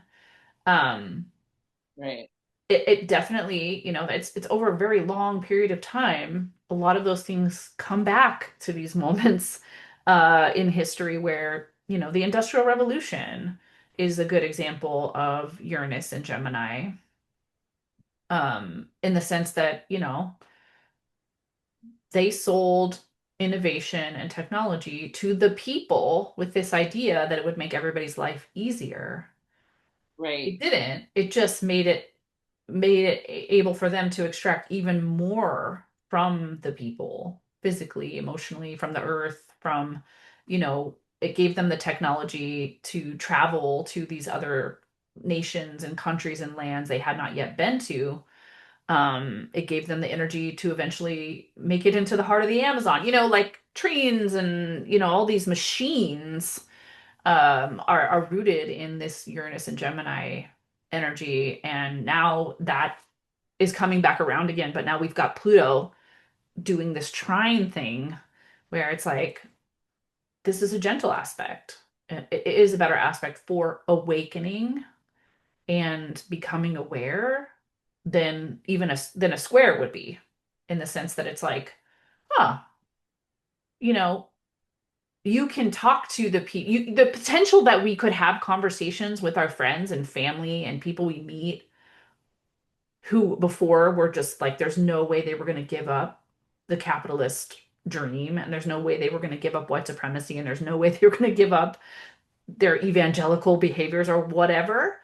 Um, the thing to note about this transit is that it will ease conversations, and it will ease our ability to have insights and to like integrate it too, you Yeah. know. Which is why I say we have to keep talking about it. We have to keep It doing. Yeah, I get the sense there's going to be a lot of lies, a lot of propaganda, but For also a lot sure. of like, oh, I'm definitely being lied to. Let me go research this. Let me go check this out. Have you heard about this? I don't know about this. Yeah, How well, do we you know? saw that at the preview of Uranus being in Gemini and Neptune being in Aries at the same time and Pluto being in Aquarius at the same time, right? They're making those little that make Exactly. they make that little sextile, right? They make this little sextile Yeah. vibe thing to each other where it's like you've got the machine, the empire tripling down, quadrupling down on lies, just blatantly telling lies right to people's faces. Yeah. I And remember when the Gemini North Node transit happened a few years back. It was during his first presidency, yeah. and the fake news term was coined. And I remember just like, here we go. Well, I mean, he's a Gemini sun, Right? right? He's Yeah. he's got a Sag moon. Like he is a liar.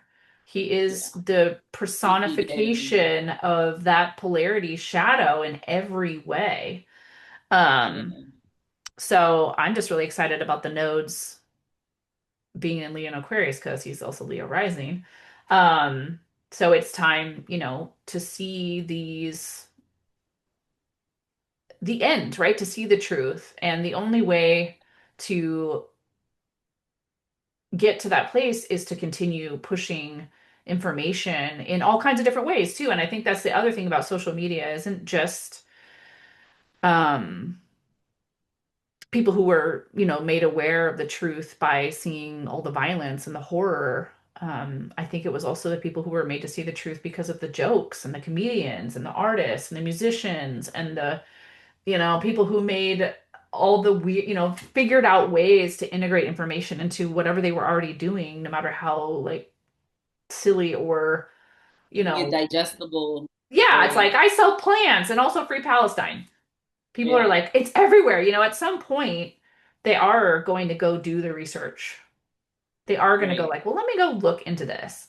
Um, and it just slowly chips away at these people who have um, been indoctrinated. You can't be mad at people who are indoctrinated. They don't, everybody thinks they won't end up in a cult. I'm like, we are all in a cult. Like, we are all already in a cult. It's a cult of personality, it's a cult of individualism, Yeah. but it is still a cult. And, Pluto and Aquarius is just not interested.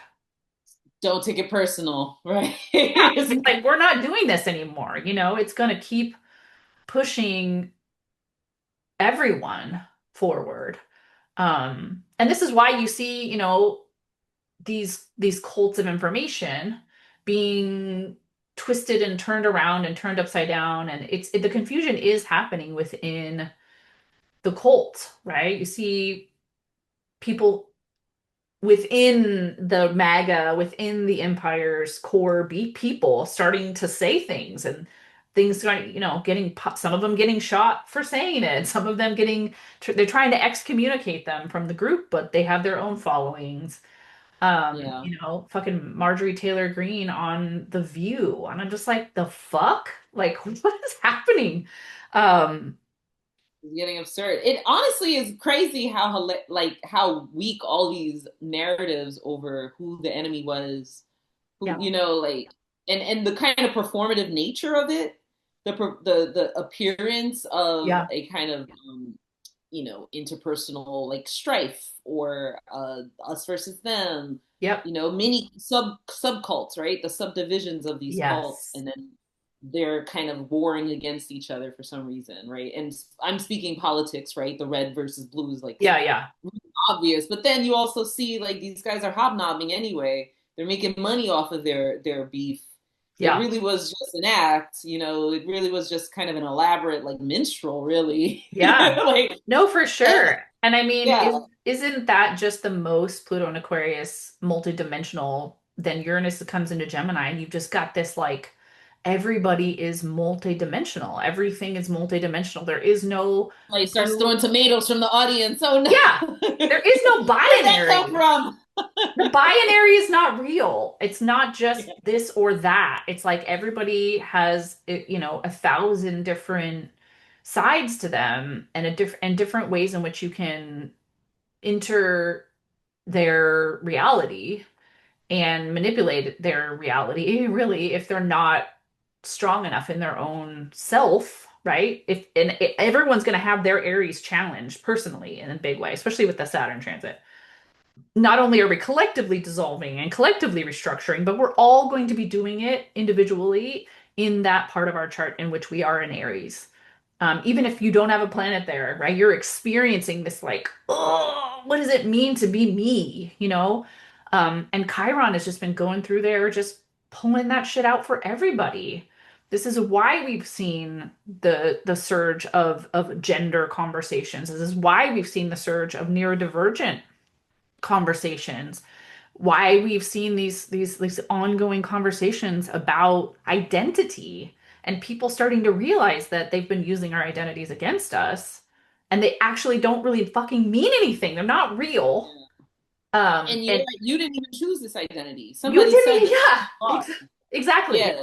You didn't even So choose what this is what identity. does it mean to be you? What Yeah. the authenticity question for sure. Yeah, yeah. I think that, the Pluto and Aquarius sextiling that Aquarius, the Aries stuff, and having this like ongoing conversation about why Aries and Aquarius have a sextile to each other, and what does it really mean to be yourself and to be authentic, and like how much more fun the group is when everyone shows up in their full weird.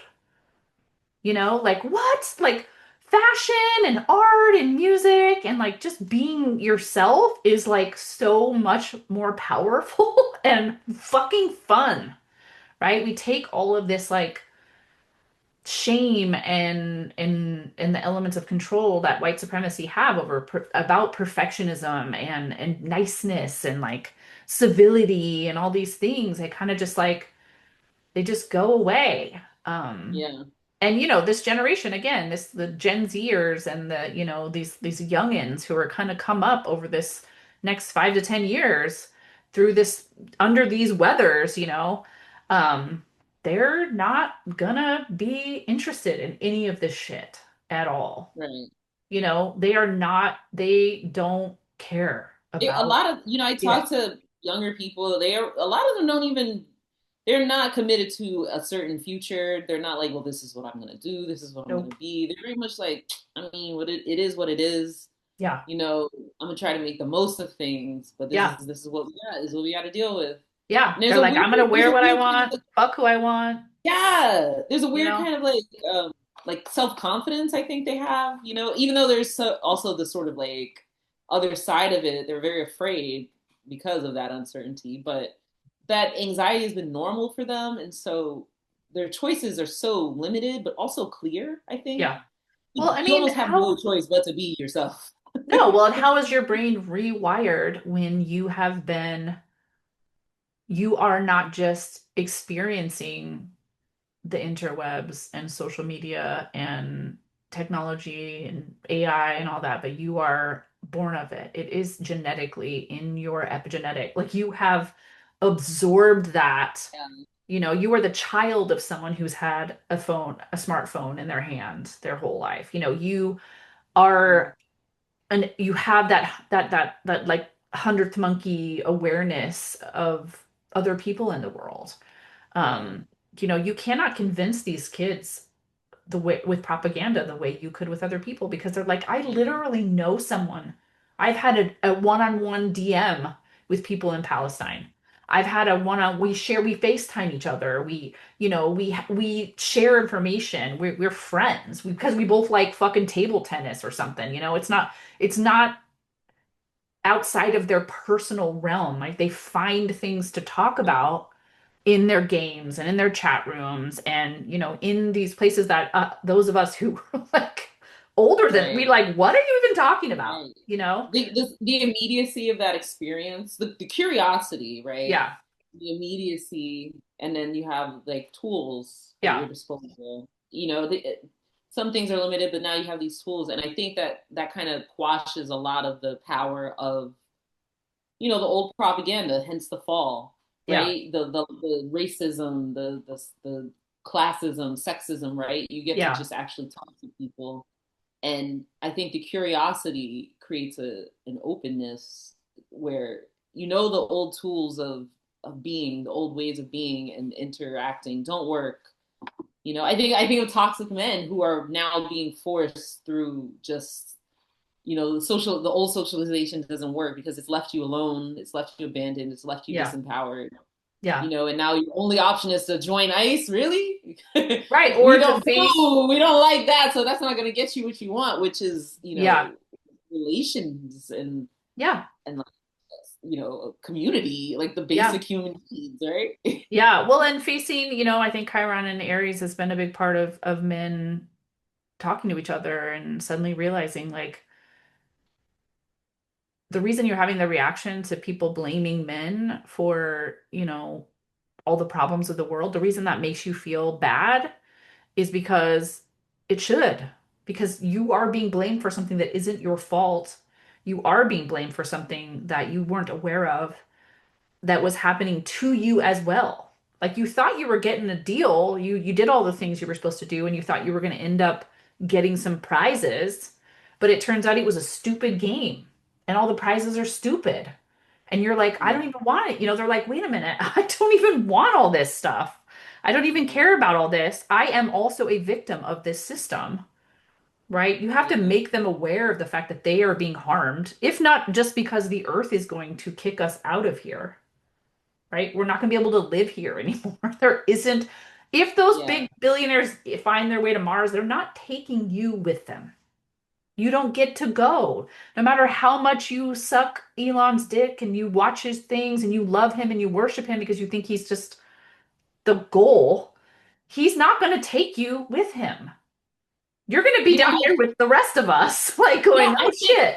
but I think that that is not even. I don't think it's even a question of am I going to be right. The we're all just temporarily embarrassed millionaires premise of Yeah. capitalism and exploiting yourself to serve Yeah. it. But then the role of men, right, and how we have nothing and we own nothing and we have no rights, Yeah. and we all feel that to some degree. Yeah. But there still remains the hierarchy. There still remains the avenues of like patriarchal violence as a release valve. Yeah. Hence there's so many ICE officers willing to participate, regardless of the morality of it, regardless of how many people don't like them. They kind of the right MAGA, has taught them to embrace the hate Yeah. as an affirmation of a kind of enemy Yeah. dynamic, right? Well, now I can know what But it feels like to kill someone because I've always wanted to. yeah, I couldn't get in the so military because I wasn't allowed. They wouldn't take me. I have some defect that they found. They wouldn't take me. I couldn't be Yeah. top because they wouldn't take me. You They know? and that's crazy because they just really want to know your willingness to do the worst for on behalf of the system. Like Yeah. how you know, and so Yeah. that's always there. But Yeah. that's the thing I think I'm worried about is that, you know, as much as there seems to be, you know, we have to choose good, we have to do the right thing to save ourselves. There's still the people who are like, well, I can continue being an individualist. I can continue being a toxic person, toxic man, toxically masculine. You don't even have to be a man. You know what I'm Yeah. saying? So For real. like that pathway is still there. And I wonder what the sort of, you know, I still think about Uranus. What is the sort of sudden shift that'll happen that will compel people to question this further, or what is the information that will arise that will reorient, you know, spin the wheel, right? I think the wheel of fortune and tarot and Uranus Yeah. and that sort of like, well, so how, I mean, this wheel is turning, Yeah. so are you gonna try to get the best of it? Look, we've been trying to tell you this is how Yeah. you can be happier. Well, that's what I Even think. if you're not on top, it's maybe a little more egalitarian, Right. You right? don't even really want to be on top, because you've been taught that you need to take on all this responsibility, and then it turns out like you don't want that, first of all, and second of all, like women and children first, and men make all the money and they work so hard and they're the protectors, and you're always supposed to step in front of the bullet, and you have to be strong, and you have to be this and you have to be that. And it's just like, God, are you just tired? Are you just That's exhausted? so true. Do Yeah. you ever want to be held and protected? Do you ever want to feel like you Right. actually could be real with other people? And I think again, that just falls to like my biggest like little catchphrase for Uranus and Gemini really is like the binary. It's the destruction of the binary. Like Gemini is so very much just like gathering, gathering, gathering, gathering, gathering, and putting things in little like, oh, let me categorize these things real quick. Like there's not a deep dive into the research, right? That's Virgo's job. It's also Aquarius's job, right? Aquarius will make big, huge spreadsheets and like, put things in like the next level and be able to like multi-perspective things. So, Uranus and Gemini is really about like that baseline of gathering the information and starting to make the comparisons. Does this go here or here? Does this go here or here? Does this go here? And it's just like this quick and this realization that like the binary is not real. It's made up. Right. Just Right. like the identities you were given are made Yeah. up. It's all Yeah. fake.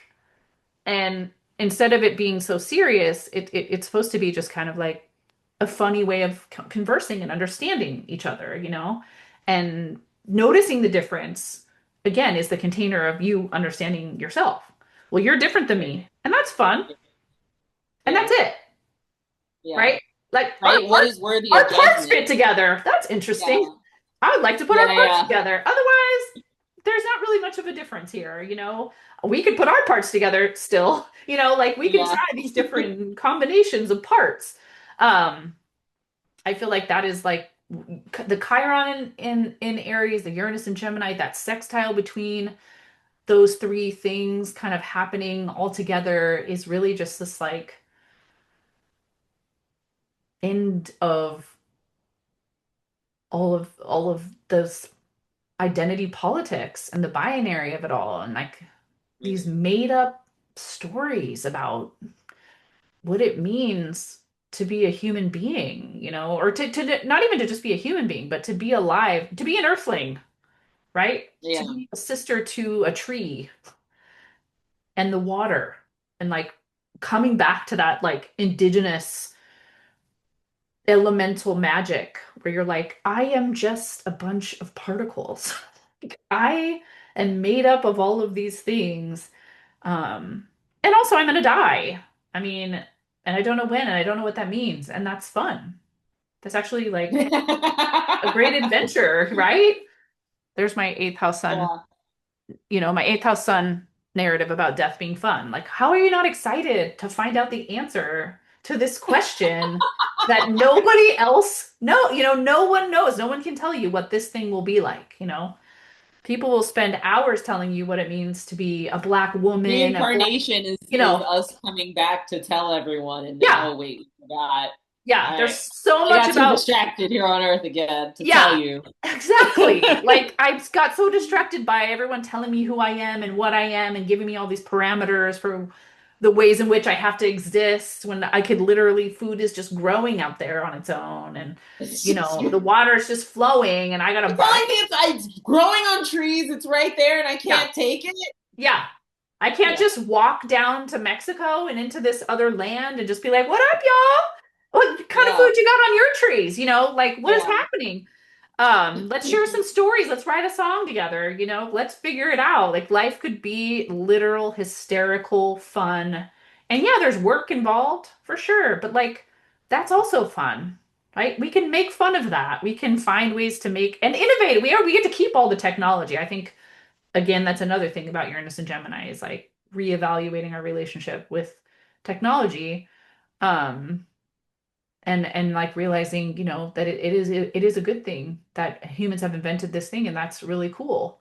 Um, but once you start using it for war and destruction, it's not cool. Like wrong. yeah. Um, I just so want to point out the time. yeah, I So was it's gonna say we need 3:50. to take a I think we break. skipped over our 45-minute Well, break. we did, but then it was like every time it would come up, we were like in the midst of a good point. So we'll get better. Yeah. Like, but also like, we are humans, and as air signs, we will forget that we have to pee if we don't have. Yeah, I have a body. Yeah, I need to drink water. I need to go to the I bathroom. I need to check in, and know. then we can dive into the next part, and I think we'll be I just all really right. just like rely on looking in the mirror to tell if I'm dehydrated. All right, but how's it? Does it spring back? Yeah, let me check my fingers. Oh yeah, they're a little fruity. Feel it? Nah, let me just see it. I need a visual. I need a visual. I cannot keep going. After I finish this, I'll pee, and that's my reward. It's like peeing is not a reward. That is some Saturn shit right That there. is some Bodily needs neurodivergent billed as nonsense. reward. Yes. I'm gonna reward myself by peeing. As soon as is it next one, one more. Yeah, it's not good. It's not good. It's not good. So let's I take a think that's break. why that's the Cancer up front and center though for you. Like, okay, wait, Yeah. hold on. I care. Yeah. Yeah, I care actually about my body. Wait, but also my air son is like, you're cool. You're just a robot. You're fine. You don't Yeah. have you Yeah. don't have bio needs. And I'm like, why does my stomach hurt? Yeah. You're hungry and you have to pee. What the That's what fuck? that is. What the Yeah. fuck? All right, well, let's take a little break. I'm gonna pause all the recordings and then we can start again and dive into Jupiter and the retrogrades real quick. And that's probably all we'll probably have time for.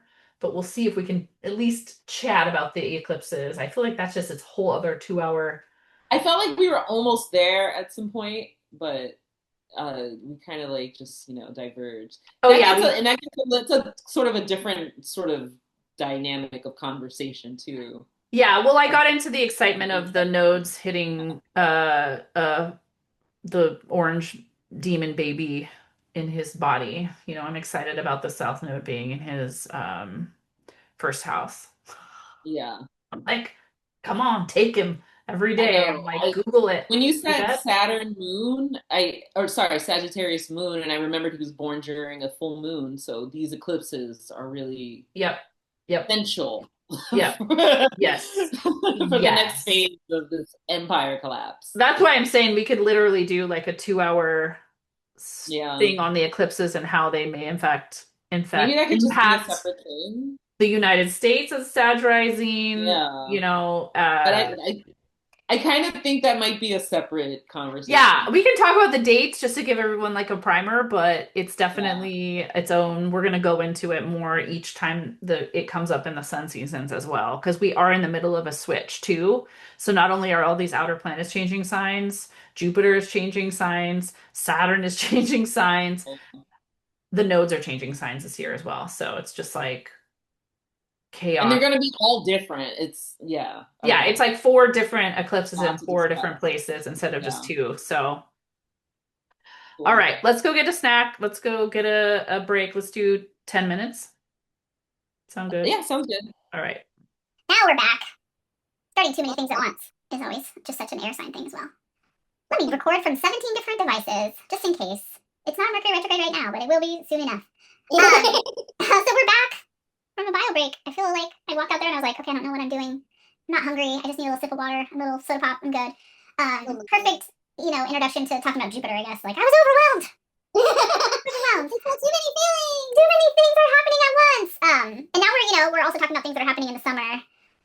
But obviously we're going to come back to all these things throughout the sun seasons in more detail and talking about some of the transits that will happen between all the planets in each sun season. I'm assuming maybe trying to start that for Aquarius season was our goal, so we'll see if that works out still. But I feel like that's just days. It's just days away already. But yeah, the Jupiter into Leo.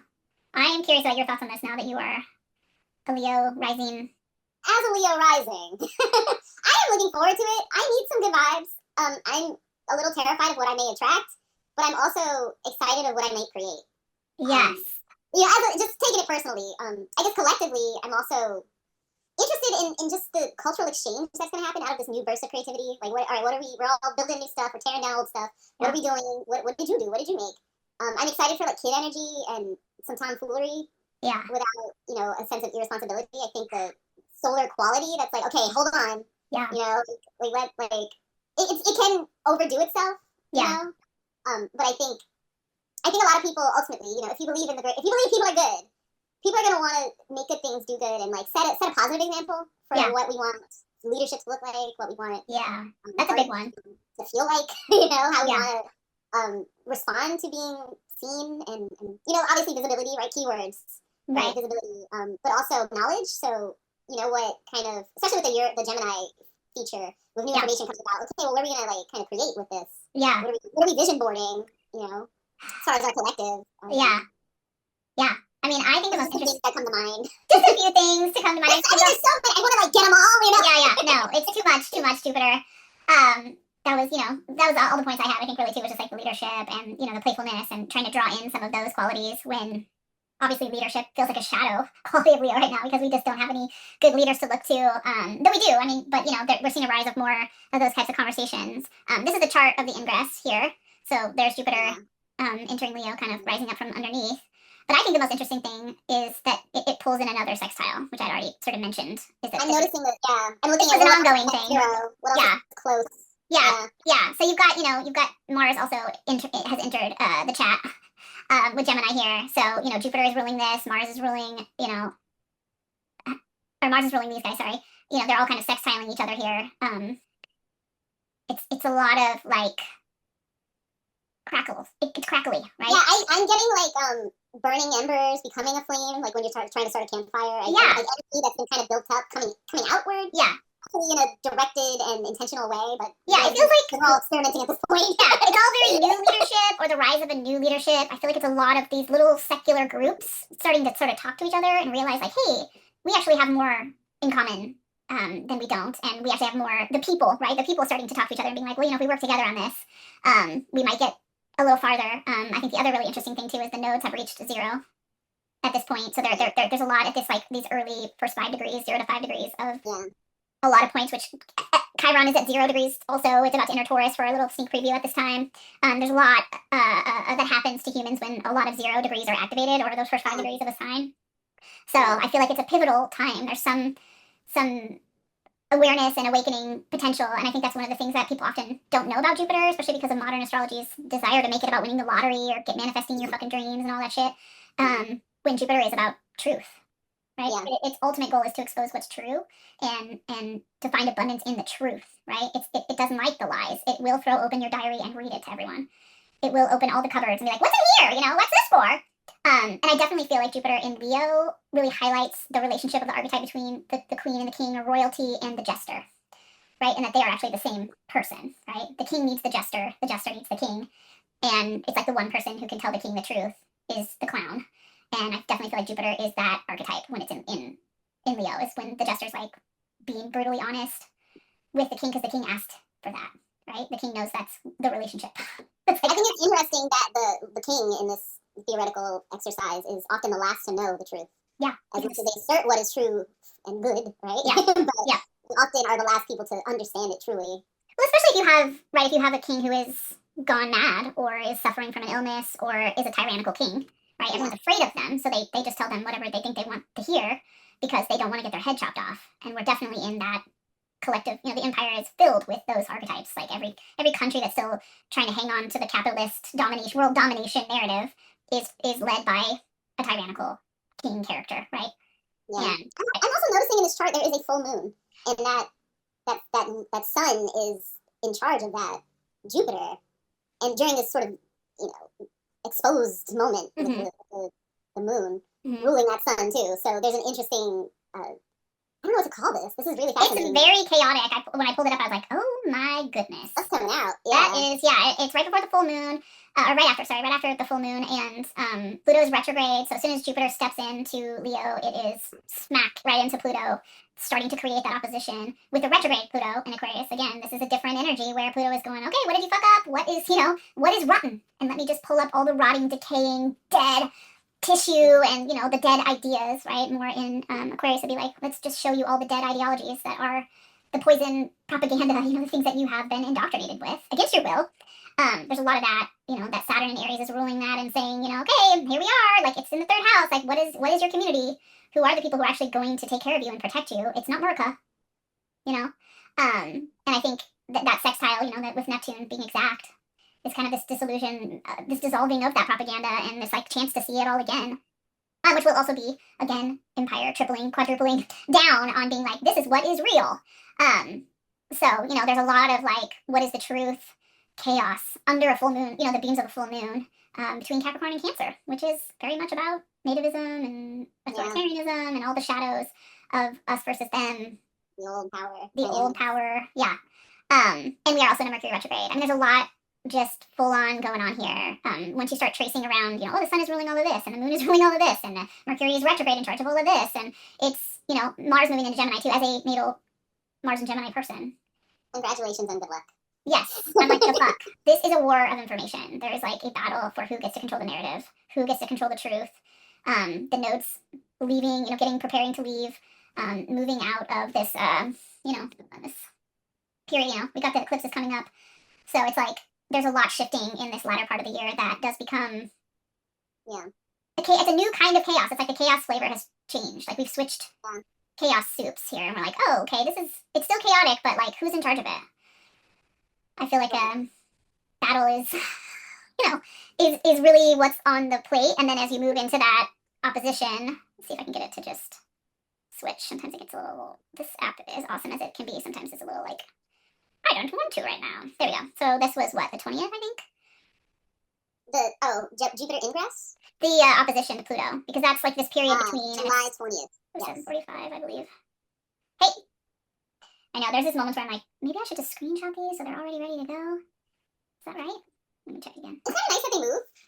It's fun because you can like click through it minute by minute and you can see them moving. But then other times, oh, look, it's an opposite chart. Ooh! Now it's thrown everything up at the top that was at the bottom. So it's like, Pluto dredged it all up as soon as Jupiter entered, and now we've reached, well, wait, that's not right. Hold on. July? This is in Portland? 20th. Yeah, this is in Portland. I mean, the chart's the same time. It'll be the same.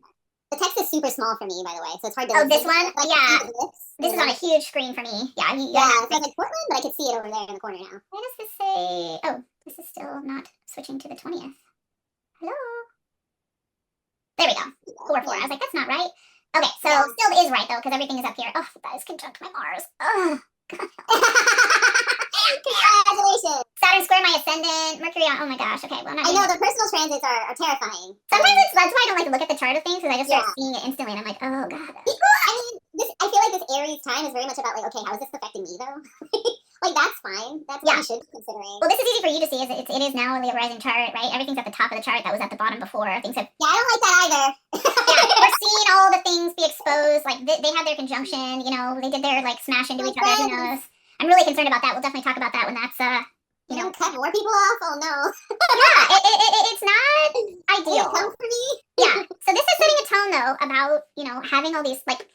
For me, this Jupiter transit sets a tone for understanding sextiles and talking more about sextiles as a tool for actionism and a tool for what I consider to be like covert or subversive counter to the propaganda. Using subtleties or just it is manipulative. If I'm being honest, sextile energy. If you're going to use it as a counter against empire or a counter against a negative energy, it is a very like underhanded, subtle.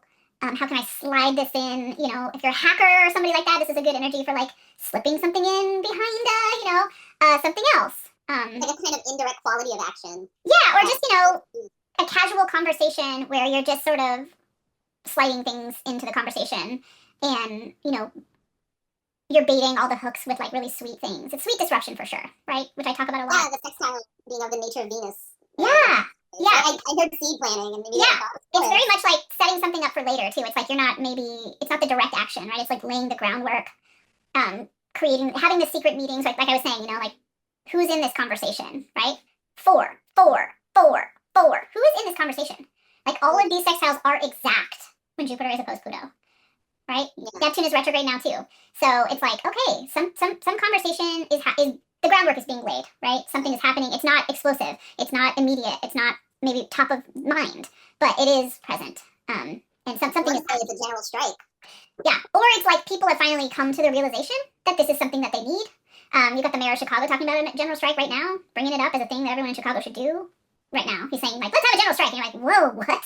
Like that's great, but I don't know if he means, what you're saying here, right? Like people are gonna start. This enters the white geist, right? What is a general strike? It's not a protest. It's not a march. It's not. White geist? Yeah, the white geist. White people are starting to be like, well, I can't even. They shot a white lady in the face. I don't even know if I feel safe protesting now. That's an uncomfortable edge for them that they've never had to. I'm looking at that Chiron too, sort of involved in the mix, just being at an early degree in a fixed sign. Right at the top of the chart. World sign. Right at the top of the chart. That's just like okay, labor, and then the act of laboring or the revocation of labor. Right, or the rules around, right, the work we put in to seed. Yeah. A future, right? Yeah, this is how I get my resources met, right? Yeah, get the needs met. Yeah, right. Taurus is like, I need a bread, I need shelter, I need a warm, cozy bed, I need my friends, I need a little entertainment, a little sweet chocolate, a glass of wine. I need my needs. I understand that needs aren't just, put an unhoused person in a trailer in a parking lot and why can't they be happy? It's like, they need love and healing, affection. They need a sweet treat, Right. They need to zone out a little bit. Cancer symbolism too.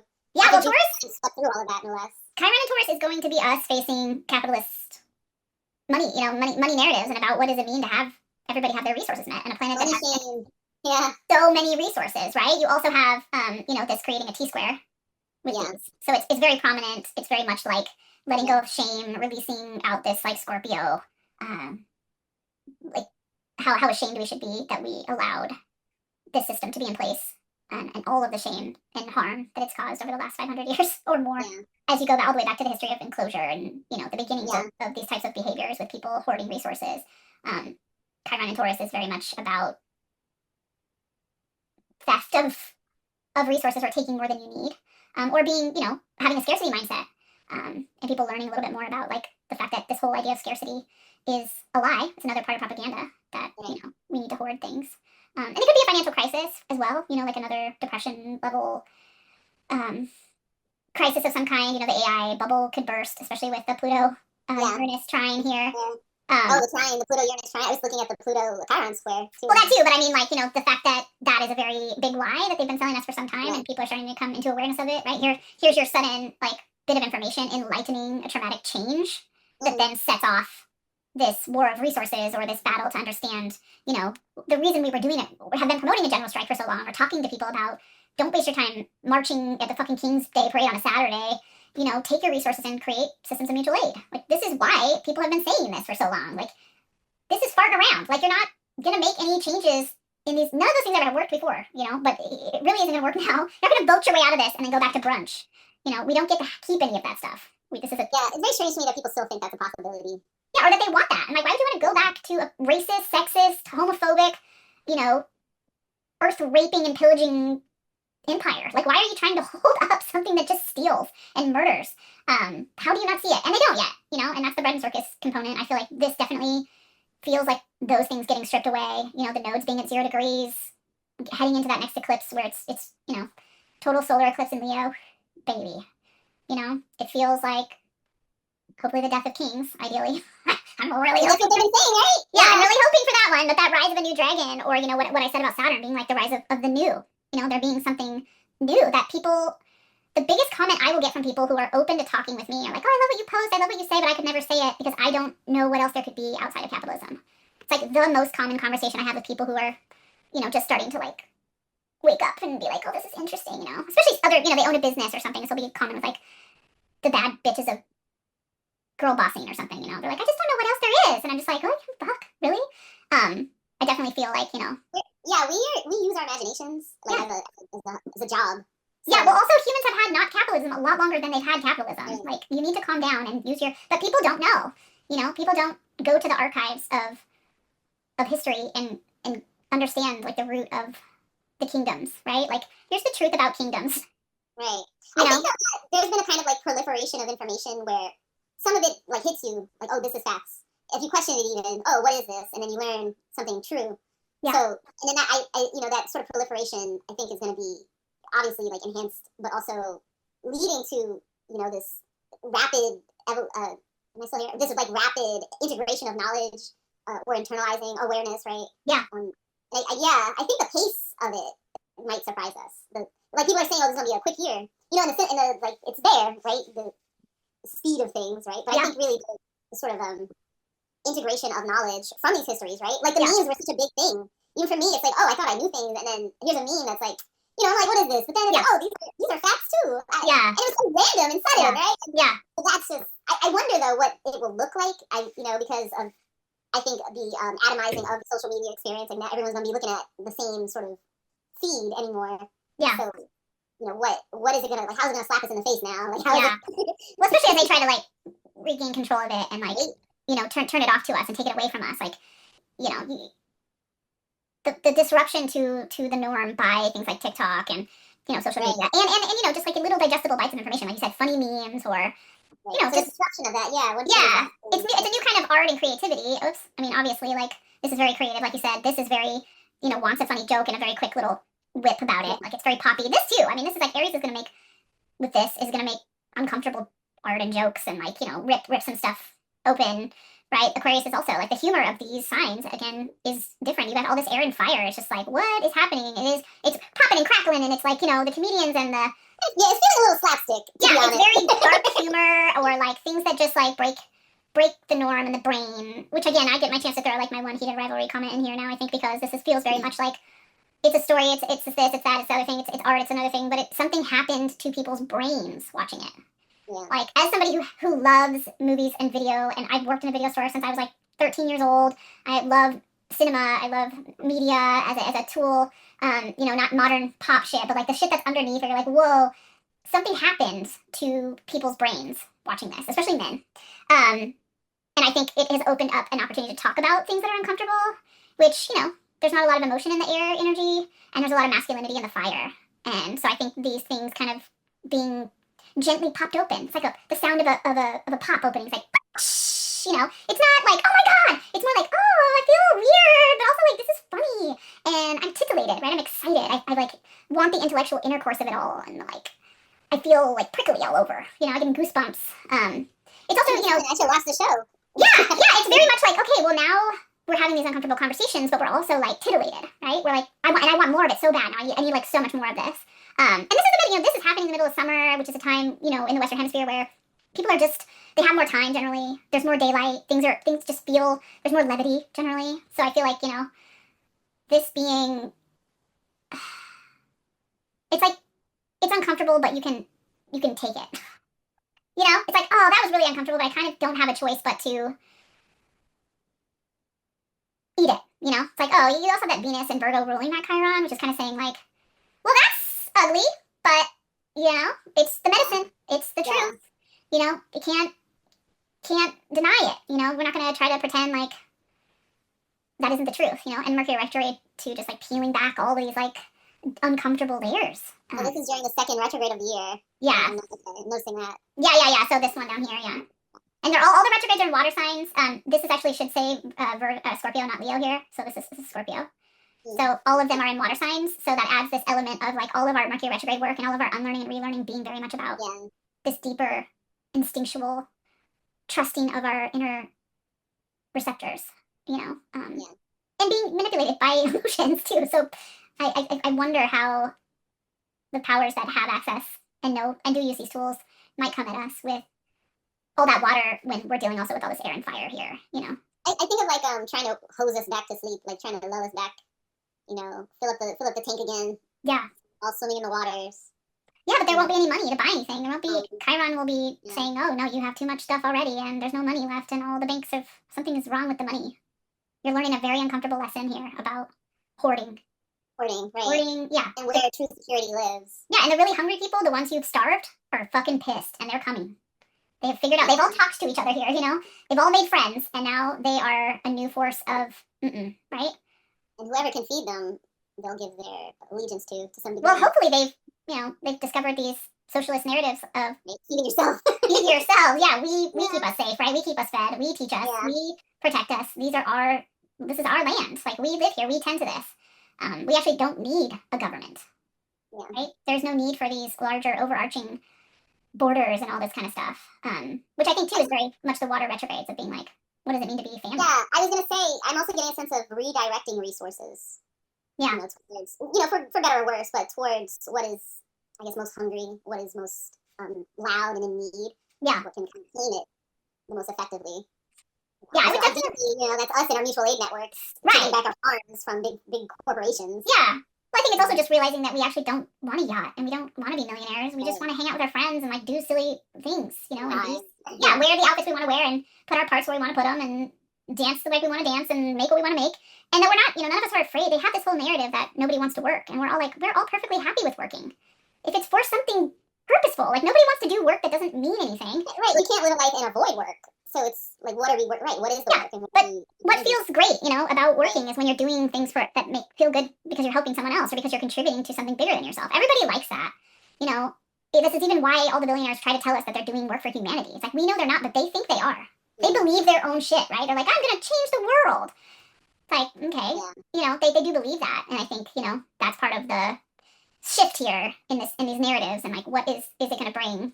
Because the other thing is we've had, when you have Mars conjunct Uranus, you're going to have Mars trining Pluto. Like, something is, this is like, we're going to talk about it in detail when we get closer to this time, but this has already happened, right? This is after some really tense stuff has happened, and this is another tense, not tense. Oppositions are like, they're just leaning into change, right? Which we don't like. It's moving between two things in some way. Sometimes it's really on one side and really small on the other. Yeah. Sometimes I think of clear delineations. Yeah. Not necessarily even between two things, but things that are very different. Right. It's a choice that is substantially related. Yeah, and there's a T-square activated as well, so this is pulling in a whole other direction with that Chiron up there. That there's a change there's a truth, there's a transformation, there's something profound. We're facing a really uncomfortable trauma or wound here that we're not going to like, but it's ultimately for good. Yeah, the discomfort is also within the fixity needing to be assessed and needing to move. Yeah. The energy's moving through them, like, okay, well, what are we, what are we actually feeling? I'm looking at the Venus again, too, just like, this is uncomfortable. Yeah. Well, and we didn't even talk about the fact that Chiron is changing signs this year as well, not permanently, it's only there for a little while, and then it goes back, and it, has a longer time in Aries still, but this is like the first preview to this other ingress, which is just adding to these massive shifts of energy. And then, Venus is going to retrograde. You're getting closer here to the retrograde, the start of the retrograde, which is August 31st, so it enters its shadow in Libra, so we're inching closer to this retrograde, which moves between Libra and Scorpio, and that's gonna, be opposite that Chiron in that period of time. So there's definitely a financial resource-based collective resource, some money shame, like you said, some dealing with like the death of a financial system, or just more people. The fact that our economy has been living off of debt for the last 40 years. Yeah. Well, and also that how come more people, I've noticed more people in my personal life realizing that the reason why things are so cheap and prevalent in America or in Western cultures is because of how resources are stolen from other places or how people are forced to work in abhorrent, dangerous, deadly conditions, women, children, babies on their back. They're seeing these images are starting to pierce their awareness more and more. I noticed that at work, which I just think is fascinating. So I think there's some of that, like, what is your real value system? Like, this money has blood on it, right? Like, look at how much all of these resources have blood all over them. And it's time to maybe, like, face that reckoning that you'll have Venus. Both the benefics will be making kind of this, like, square vibe to each other. Mars over there, like, did you know that your money has blood on it? Yeah. Did you know? Well, now you know. How you feel about that? How you feel about that, Mars in Cancer, while that's happening? Yeah, I feel like Mars is going to join the chat in that retrograde cycle, which again we'll talk more about in each of the sun season periods. But this, actually, my husband just asked me when we took our little break, like, have you ever in your time with astrology seen a time when you're like, this is awesome, this is just going to be such an awesome year? And I was like, well, it's still awesome. Like, it's just. It's honestly a lot of good transits. Yeah, I mean, it's just a lot when you're. It's not the astrology; it's the people and the system and the other 4 pillars of humanity. Yeah, it's the people and the culture and the damage that we've already done to our environment that play a part in, this type of situation. Like, the water is boiling, the aliens are coming, and they're not going to be very happy with us because they're like, what the fuck are you doing to this planet, you stupid idiots? And, yeah, it's like, the electricity is going out, and we're all like, free power. Yeah, everything's on fire. I don't know, like, the world is having a problem with these transits because of what we've done. Yeah. So that's not the astrology on its own, but it is awesome, and it does have a lot of crackling positive potentials as long as people know about it, and they start gathering together to take control of the situation. It's a very power to the people, the people, capital people, deciding that they've had enough and they're going to work together, right?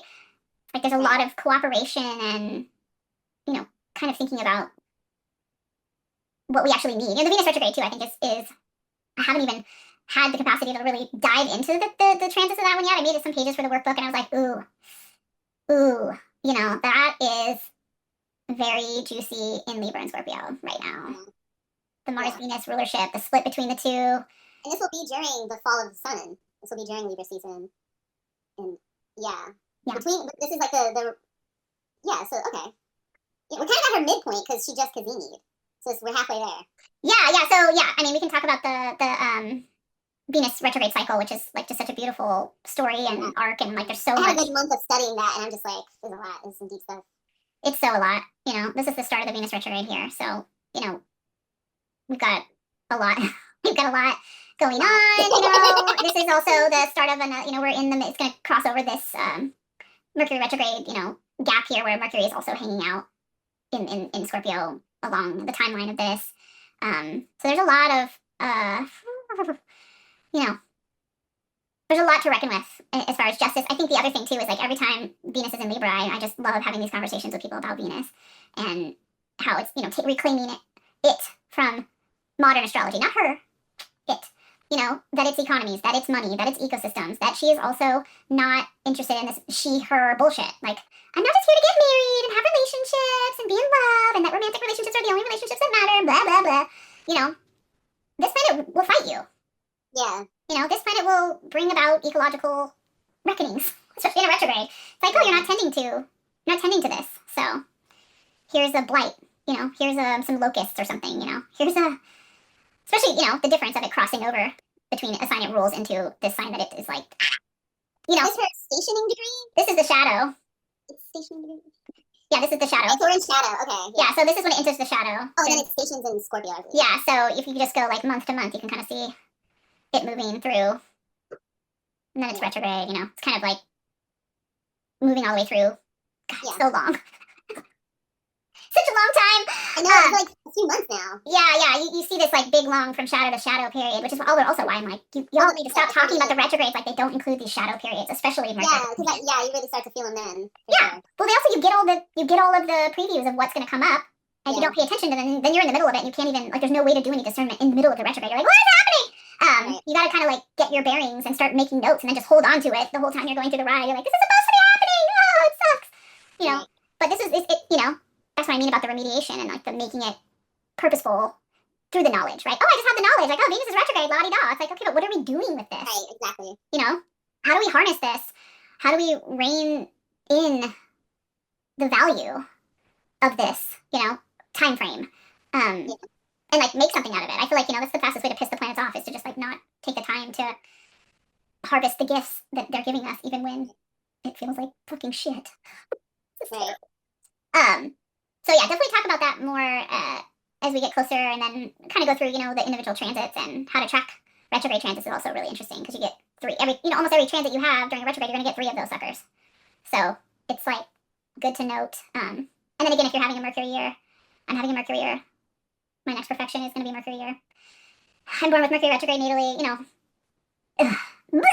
So it's going to come, if you're in the Venus year, if you're ruled by Venus, you're ruled by Mercury, these are going to have a much more impactful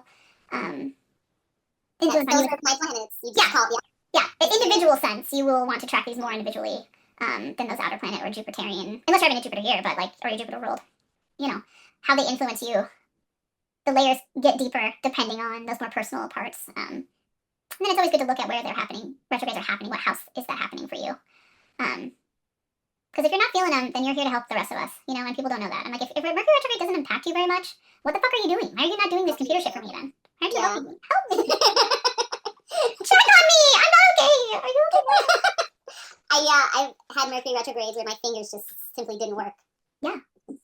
Kind of melded into the keyboard as I attempted to type words. Yeah. Well, I thought I was saying one thing, not what came out. Yeah. Not what they heard. The massive potential for disruption of empire during these personal retrogrades as well, it is so beautiful, and the potentials are so massive, and people just don't know that. Such a good time for planning. Yeah, it's a really planning. And okay, but did we miss that? Oh, we didn't, because that planet has just retrograded over that. It is the time for fucking shit up. We're gonna catch it. Yeah, and I feel like, the shadow phases especially, it's just throw shit in the fucking into the zeitgeist and be like, oh, I wonder what happens if I say this right now, what if I do this? What if I don't go on social media during these times and I just don't let them? That is a big one for me. I've learned I've had to log out because it sucks my attention. Yeah, well, you're just more susceptible too, because your brain won't. It's like your discernment button is off kilter. You don't know what you can be susceptible to value manipulation. Like, you're manipulating my values because Venus is retrograde. You're telling me that this is beautiful or this is more valuable, and I'm just a piece of shit, and I'm believing you for some reason. And it's like, oh no, Venus is retrograde and it's conjunct my whatever, and it's not real, right?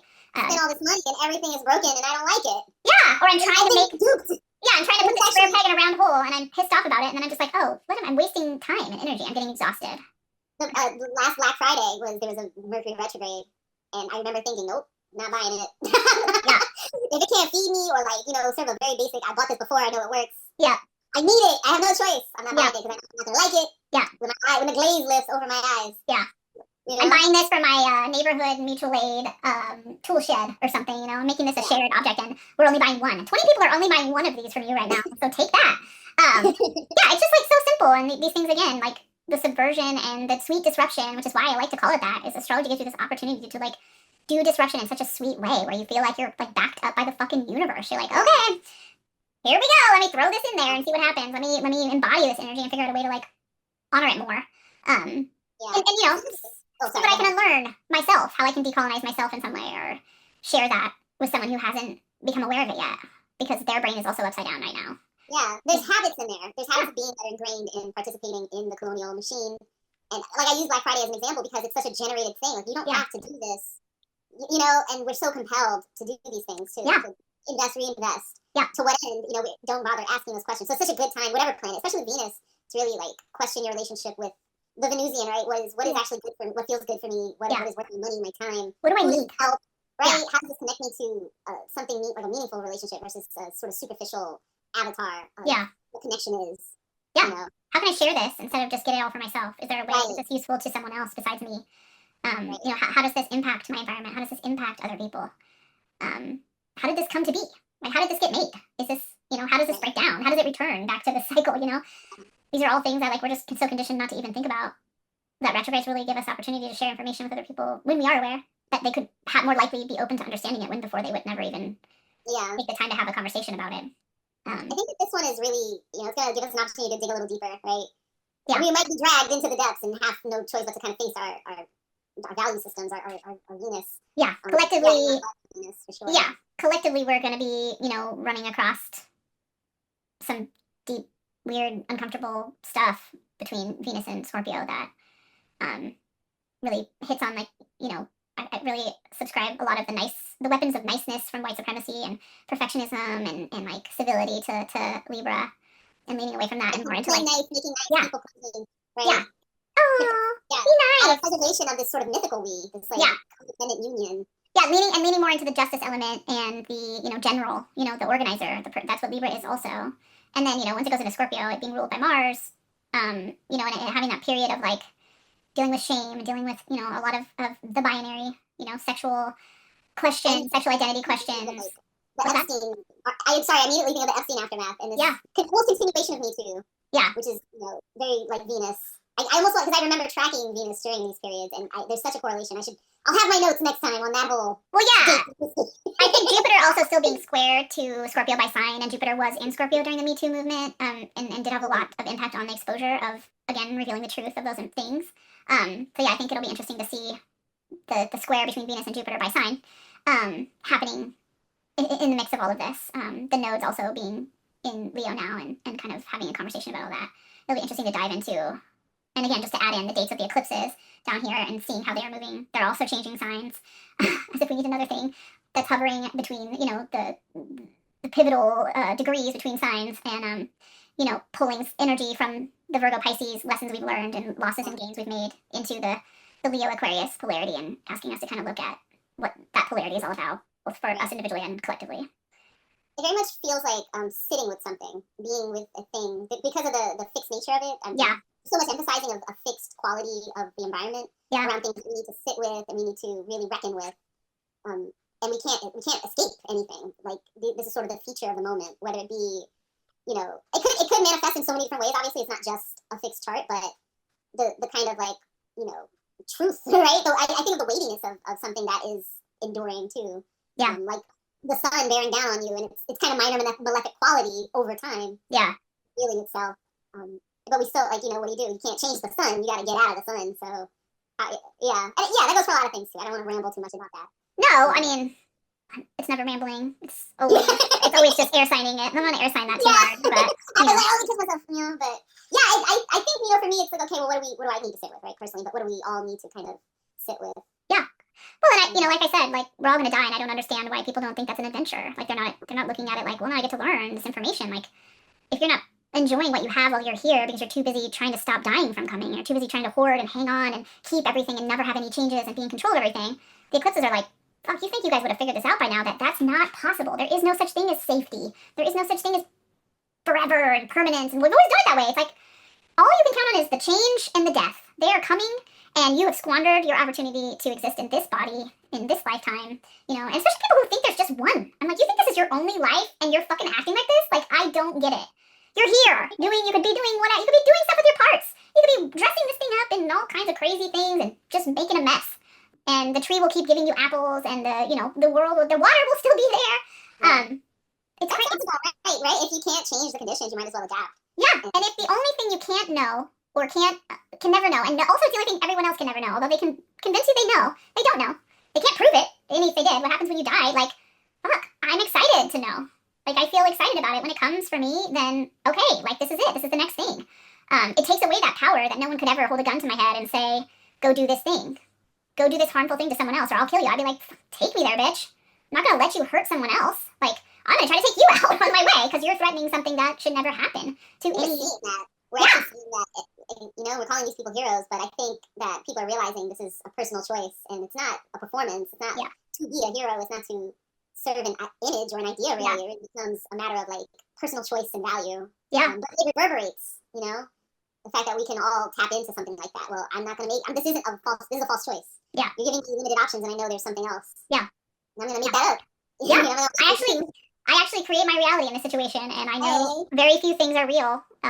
But also, like, I also know that I'm just particles, and so you can't really convince me that this is it. Like, the particles return to the earth and they become something else, and, like, that's just real earth science. It's real elemental magic. Like, I'm not afraid of you.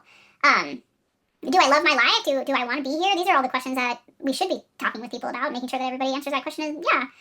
How do we get to put all our energy to that? We're like, oh, are you your authentic self? Are you enjoying? Here's a map of you. There's all of this, like, amazing stuff we could be doing.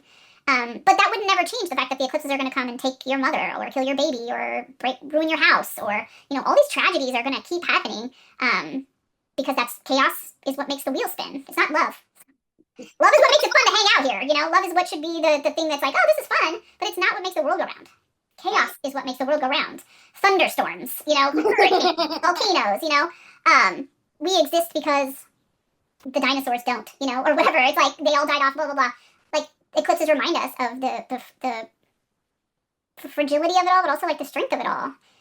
And the power that is required to generate whatever it is that animates us. Like, we still don't know why we're alive, and why we're sentient, and why our batteries just sometimes never start right, or never, just give out.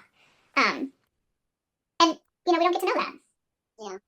And, I think a lot of the people who are billionaires and a lot of people who are obsessed with power are really just fighting their fear of death.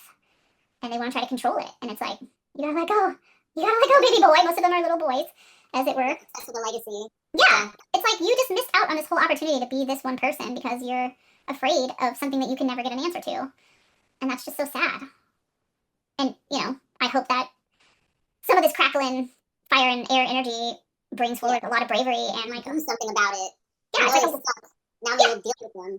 Yeah, make a joke about it. It's not so fucking serious. It's not so serious. It's not supposed to be so goddamn fucking serious. And you literally live on a ball that's flying through this infinity that you can't even conceptualize really. Yeah. It's all just like a weird joke that the plants make the food. You know what I mean? It's just like the people who will be like, oh, astrology, tee hee hee. And I'm like, yeah, except you do know that the sun makes food, right? It makes all the food. Makes time too. Yeah, totally. I'm like, so I mean, whatever to you for being someone who thinks that's silly when you're literally eating sunshine. I mean, even a Dorito is made from the sun. Hydrogen gas that is 8.4 billion miles away. What do you mean? Yeah. It was the food. It's like, you don't believe in the sun? You don't believe that the sun is the reason? I said that, and this was like pre-astrology was popular. I was just like, you guys don't believe in the sun? Yeah, I believe it exists as a ball of gas. Like, shut up. Can't prove it. Because it can grow food. Yeah, the plants literally eat the sun. It's a burning ball of gas. Yeah. Plants don't eat another being. Well, some of them do, but most plants don't eat other things. They just eat sunshine. You fucking idiot. The moon moves the water in the magic world. All the plants and animals respond to sunlight. Yeah. I think we're gonna believe in magic again. I don't know. I hope we don't get culty about it. Yeah, let's research. Let's return to the root of that. Don't get any ideas about being a leader. Yeah. There is no leader here. Except the sun. I mean, fuck. The sun is the boss. If the sun decided to go out, we would only know it for a millisecond, and then we'd all be dead. The entire Earth would be dead. So, I think that's the other component of this too, which is another thing that I have subscribed to, like Chiron in Taurus, is changing the narrative from we have to save the Earth to we have to save ourselves because the Earth is going to be fine. If we all died off tomorrow because we starved ourselves or burned ourselves or polluted all the water or whatever, and humans could no longer exist, and even if we killed all the animals and plants, the Earth would keep going. The Earth would keep recycling that, just like it did when the dinosaurs died off, during all these other periods of time, the ones we know about, because I'm sure there are many others that we couldn't even get down there far enough, or it's already melted all the evidence, or whatever. The Earth doesn't need us. It's not going to be impacted, because it does not have a binary of good or bad. It doesn't care. It's doing us a favor this whole time. It doesn't care the special privileges of consciousness. Yeah. Whatever alien technology this is. Yeah, right, an alien technology. And we really just decided to just blow ourselves up with it. Yeah. Look at these little hairy little primates. Aren't they adorable? Let's give them consciousness and see what happens. Oh, shit. That was a terrible idea. Why did we do that? Oh, no, it's made it worse. Yeah, it did. We just wanted someone to perceive our work. We created these humans to be like, look at these beautiful trees that Earth has created. Look at this system. It's so perfect. It's literally perfect. And then they're like, oh, no, they're ruining it. It's mine. Yeah, I will control it. It's not for you. It's for me. Good God. Yeah, so we'll see. Yeah, we'll see what kind of conversation the aliens are going to bring to with the Pluto Uranus vibes. I'm curious to know what, especially when the nodes move in there. I'm like, oh God, are they going to come finally get back here and or make themselves known somehow? I mean, they're here already. Obviously, they finally. I feel like that's what all the sort of Cassandras are about. People who have been screaming into the void and have been ignored. And there's a certain awareness and prescience. Yeah. Maybe I'm projecting onto the alien mythology, but I think. We're talking Aquarius. We're talking facts and info. Yeah. And, and just a kind of like utilitarian quality to it. But then, what good is it if people don't actually apply it, right? The sort of air, forever the air, like Achilles heel, which is like, all right, now you got to do it. Yeah. Well, it's like, will Uranus and Gemini finally figure out a way to allow us to communicate and understand? It's like maybe our languages are just so incompatible that there's no way, or they're trying to communicate with us but we're just too stupid to understand them. What was that movie, the alien movie I'm thinking of? Oh God, there's so many. I feel like it's a real thing. Well, Alien is coming up, but it was a recent film, and the woman was a linguist, and she was like dissecting it was like inner can't think of it. I don't know. I watched that Pluribus show. It's on Apple TV, I think. As all my subscriptions are dying off, I'm like, let me see what they're coming up with, because I realize more and more like how prophetic some things are. Arrival. Arrival. I don't think I ever saw that one. Pretty good. Oh, okay. I liked it. It might not be for everyone, but I think you might appreciate it. It's like Hollywood. I do like the ones that are more like oh, they communicate, and it's not like they're just here to kill us and they're scary monsters. And it's It is like that. okay, it's, when it's propagandists that all aliens will obviously be our enemy, I'm like, whatever, dude. They live some, you know. Yeah, they're the ones who travel through space. I feel like they. I know, to come here to what? Of course, they would come here just to colonize us. I'm like, oh my god. Of course, that's what the people in charge here would do. That's what Elon Musk wants to go to Mars to kill everything and take it over. Yeah, well, that's why every interaction we've had as human beings with aliens has involved a military of some kind, shooting them down out of the sky. Of course, they don't want to come back. They're like, those people are fucking nuts. Like, you can't even say hi to them. They're like, right, I know, right? You know, it's like, okay, you should watch Arrival. I think you'll like it then. Okay, I will. Yeah, that Florida show is also very like it's the most Pluto Uranus air sign vibe thing. I don't know that, you know, I don't know the final outcome or what they're really trying to say. A lot of it I'm like, I don't really understand what you're trying to do here sometimes. Like, it's definitely got some propaganda in it about, you know, this. You have to like it. I feel like it represents a lot of the transits of 2026, especially since it came out at the tail. I just got Apple TV too, because I use my teaching discount. Nice. Yeah, I would binge watch that one and you'll be like, whoa, because obviously everything I watch I relate to the transits. No, it's real. I like to do charts on movies that I like. And I'm like, oh, but what is this? And it almost always is like the movie is right there. It's wild sometimes how and make up fake charts for the characters, or that's why I watch a lot of documentaries or like, you know, based on a true story type things, because I'm trying to figure out like it's just a good way to measure the archetypes against things you can find out information about anyway. But that one definitely makes me think. Like I'm saying, there's a language component to that show, and then also everybody kind of gets assimilated. All the human beings kind of get assimilated to this alien, except for a couple people, and so they kind of become like this very Aquarian, like one mind pod. But it's all happy and like good. It's all like for the best of people, and there's no, you know. So it's a different alien narrative than I've ever seen. So I'm excited to see how that plays out in 2026. And like the media is a huge part of our collective communication. But I think when you've got so much air energy going on, and that Venus retrograde too, and Mercury retrograde kind of moving through this area, like it's gonna get tickled by all that. I'm curious to see how much what's popular, like which movies are popular, which shows are popular, you know, what information comes through the more global media, international films, you know. It's just crazy that so many movies about Palestine and the truth in Palestine will win Oscars and Golden Globes and all these awards. And then documentaries. Yeah, and then America's like, we won't even show that, you know, you can't watch that movie. It's like, okay. Right. Yeah, so like subversive quality too. Yeah, finding something good. Yeah, I definitely feel that as a connection to these transits as well. So it'll be fun to watch that. Popularity of like the underground kind of like marginal art forms. Yeah, the more weird. Just the underground cult art, film vibe, or just, you know, TV shows too being so much more popular now than movies ever were, and being able to get, you know, 15, 30 hours of content on one storyline is like something just I love. But also just like you can really see the propaganda in it now. You're like, oh, of course, you know. Yeah. Of course, the main character in this show where aliens take over the world is trying to get us back to where we were before, because she wants to go back, even though the aliens are providing everything and everyone's happy. Everyone's telling her, we're happy, we like it, it's good. And she's like, we need to go back. And I'm just like, are you doing this on purpose? Like, is this intentional? Or like, is this just another show where everybody wants to go back to save Earth, to keep Earth the way it was, even though it's terrible? Right, yeah. Very confusing to me. So yeah, I digress. That could be a whole rabbit hole of itself, and it will be. But I feel like we did a good job. We got to a pretty good place. I feel like, I feel like our spirograph was pretty contained there. This definitely helped. Yeah. I feel more prepared personally. I feel a lot of interest in digging into certain elements, and then, you know, preparing that for the sun season reporting, which I think I'm going to shift from doing the weekly reports into just doing the sun season reports. It's a lot of work. It is a lot of work. Yeah. Astro. I like listening to some people's weekly astros. I like when they talk about specific transits, especially major transits. Yeah. But I don't really care for the like day-to-day, like, you know, just as a sort of general statement. Yeah. Who has the time? You know, I don't have the time to make it, but I don't have the time to listen to it either. I'm like, oh god, too much. Some people I'm like, okay, that makes sense. But other people I'm just like, I'm not really interested in your version of Tuesday, so. Well, I feel like it'll be fun to make the graphics and fun to like make the sun season one, and then just have a reminder every week, like, hey, don't forget, this is what's happening this week. I like the like, oh, here's coming this transit this week. Yeah. As opposed to like Monday is this, Tuesday. Well, especially if we make sun season posts and videos, and then we can like dive in when something either goes kind of the way that we thought, or there's more information to add. I like that review, because I constantly tell people like the review part is the most important part. And it's the most skipped part and the most ignored part, especially modern astrology. It's like, this is what's going to happen. And then nobody ever goes back to say, well, what actually happened? And let me remember that. Let me add that to the pattern and see if this is a pattern for me the next couple times. I've been trying to document, like, this is how I was able to catch this Mars Chiron thing. I'm like, what the fuck is this transit? Yeah. And, you know, looking at, like, it kind of hit early as Mars transits come to, but, you know, and then, like, feeling the personal impact. But also seeing this collective man shoots woman in the face because she hurt his feces. Yeah. Kind of like, why is that? Yeah, he called him a big boy. I wanted to say that earlier when we were talking about the transit, but like I feel like that's another thing you can kind of like that'll come up again. Yeah, well, I like obviously like the review component every time. I'm just looking back and kind of reflecting on those big things that occur. It's good to note stuff. Chiron's at, where is it now? It's 22 degrees. Let's see. Yeah. This is nice. Update to now. Bam. 22 degrees of Aries. Yeah.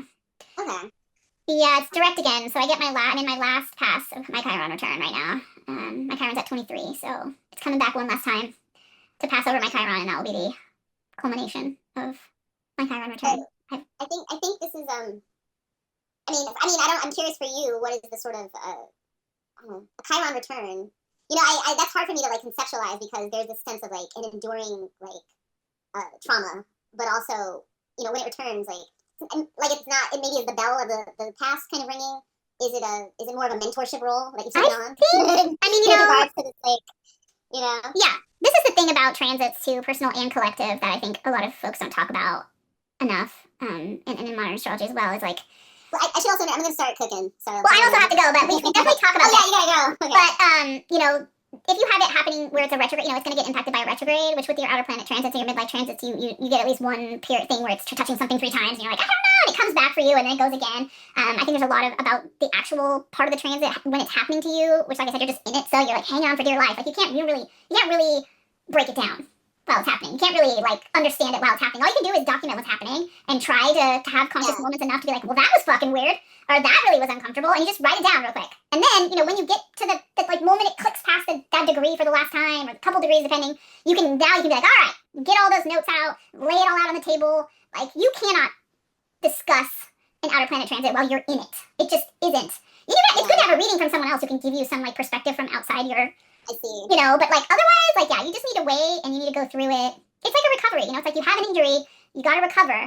What's your ascendant degree? Give me your chart. Damn it, because I can't find it. Well, let's get off here, and then I will give it to you. And, thank you, everyone who made it this far. If anybody watches this whole thing, I feel like I will. Please tell me you're editing this, because this is crazy. No, I will edit some, but I feel like it's like, I want only people who want this. Like, I only want to support you if you're like, that was the best thing that ever happened to me. You can win a prize, you deserve to make it this far. And to say thank you for all 4 hours. Yeah, to say thank you to you for being you, and like having this air relationship that I've been wanting for so long with this work, and never being able to get anybody who really wants to sit down and have a full honestly. That was like my first complaint to you.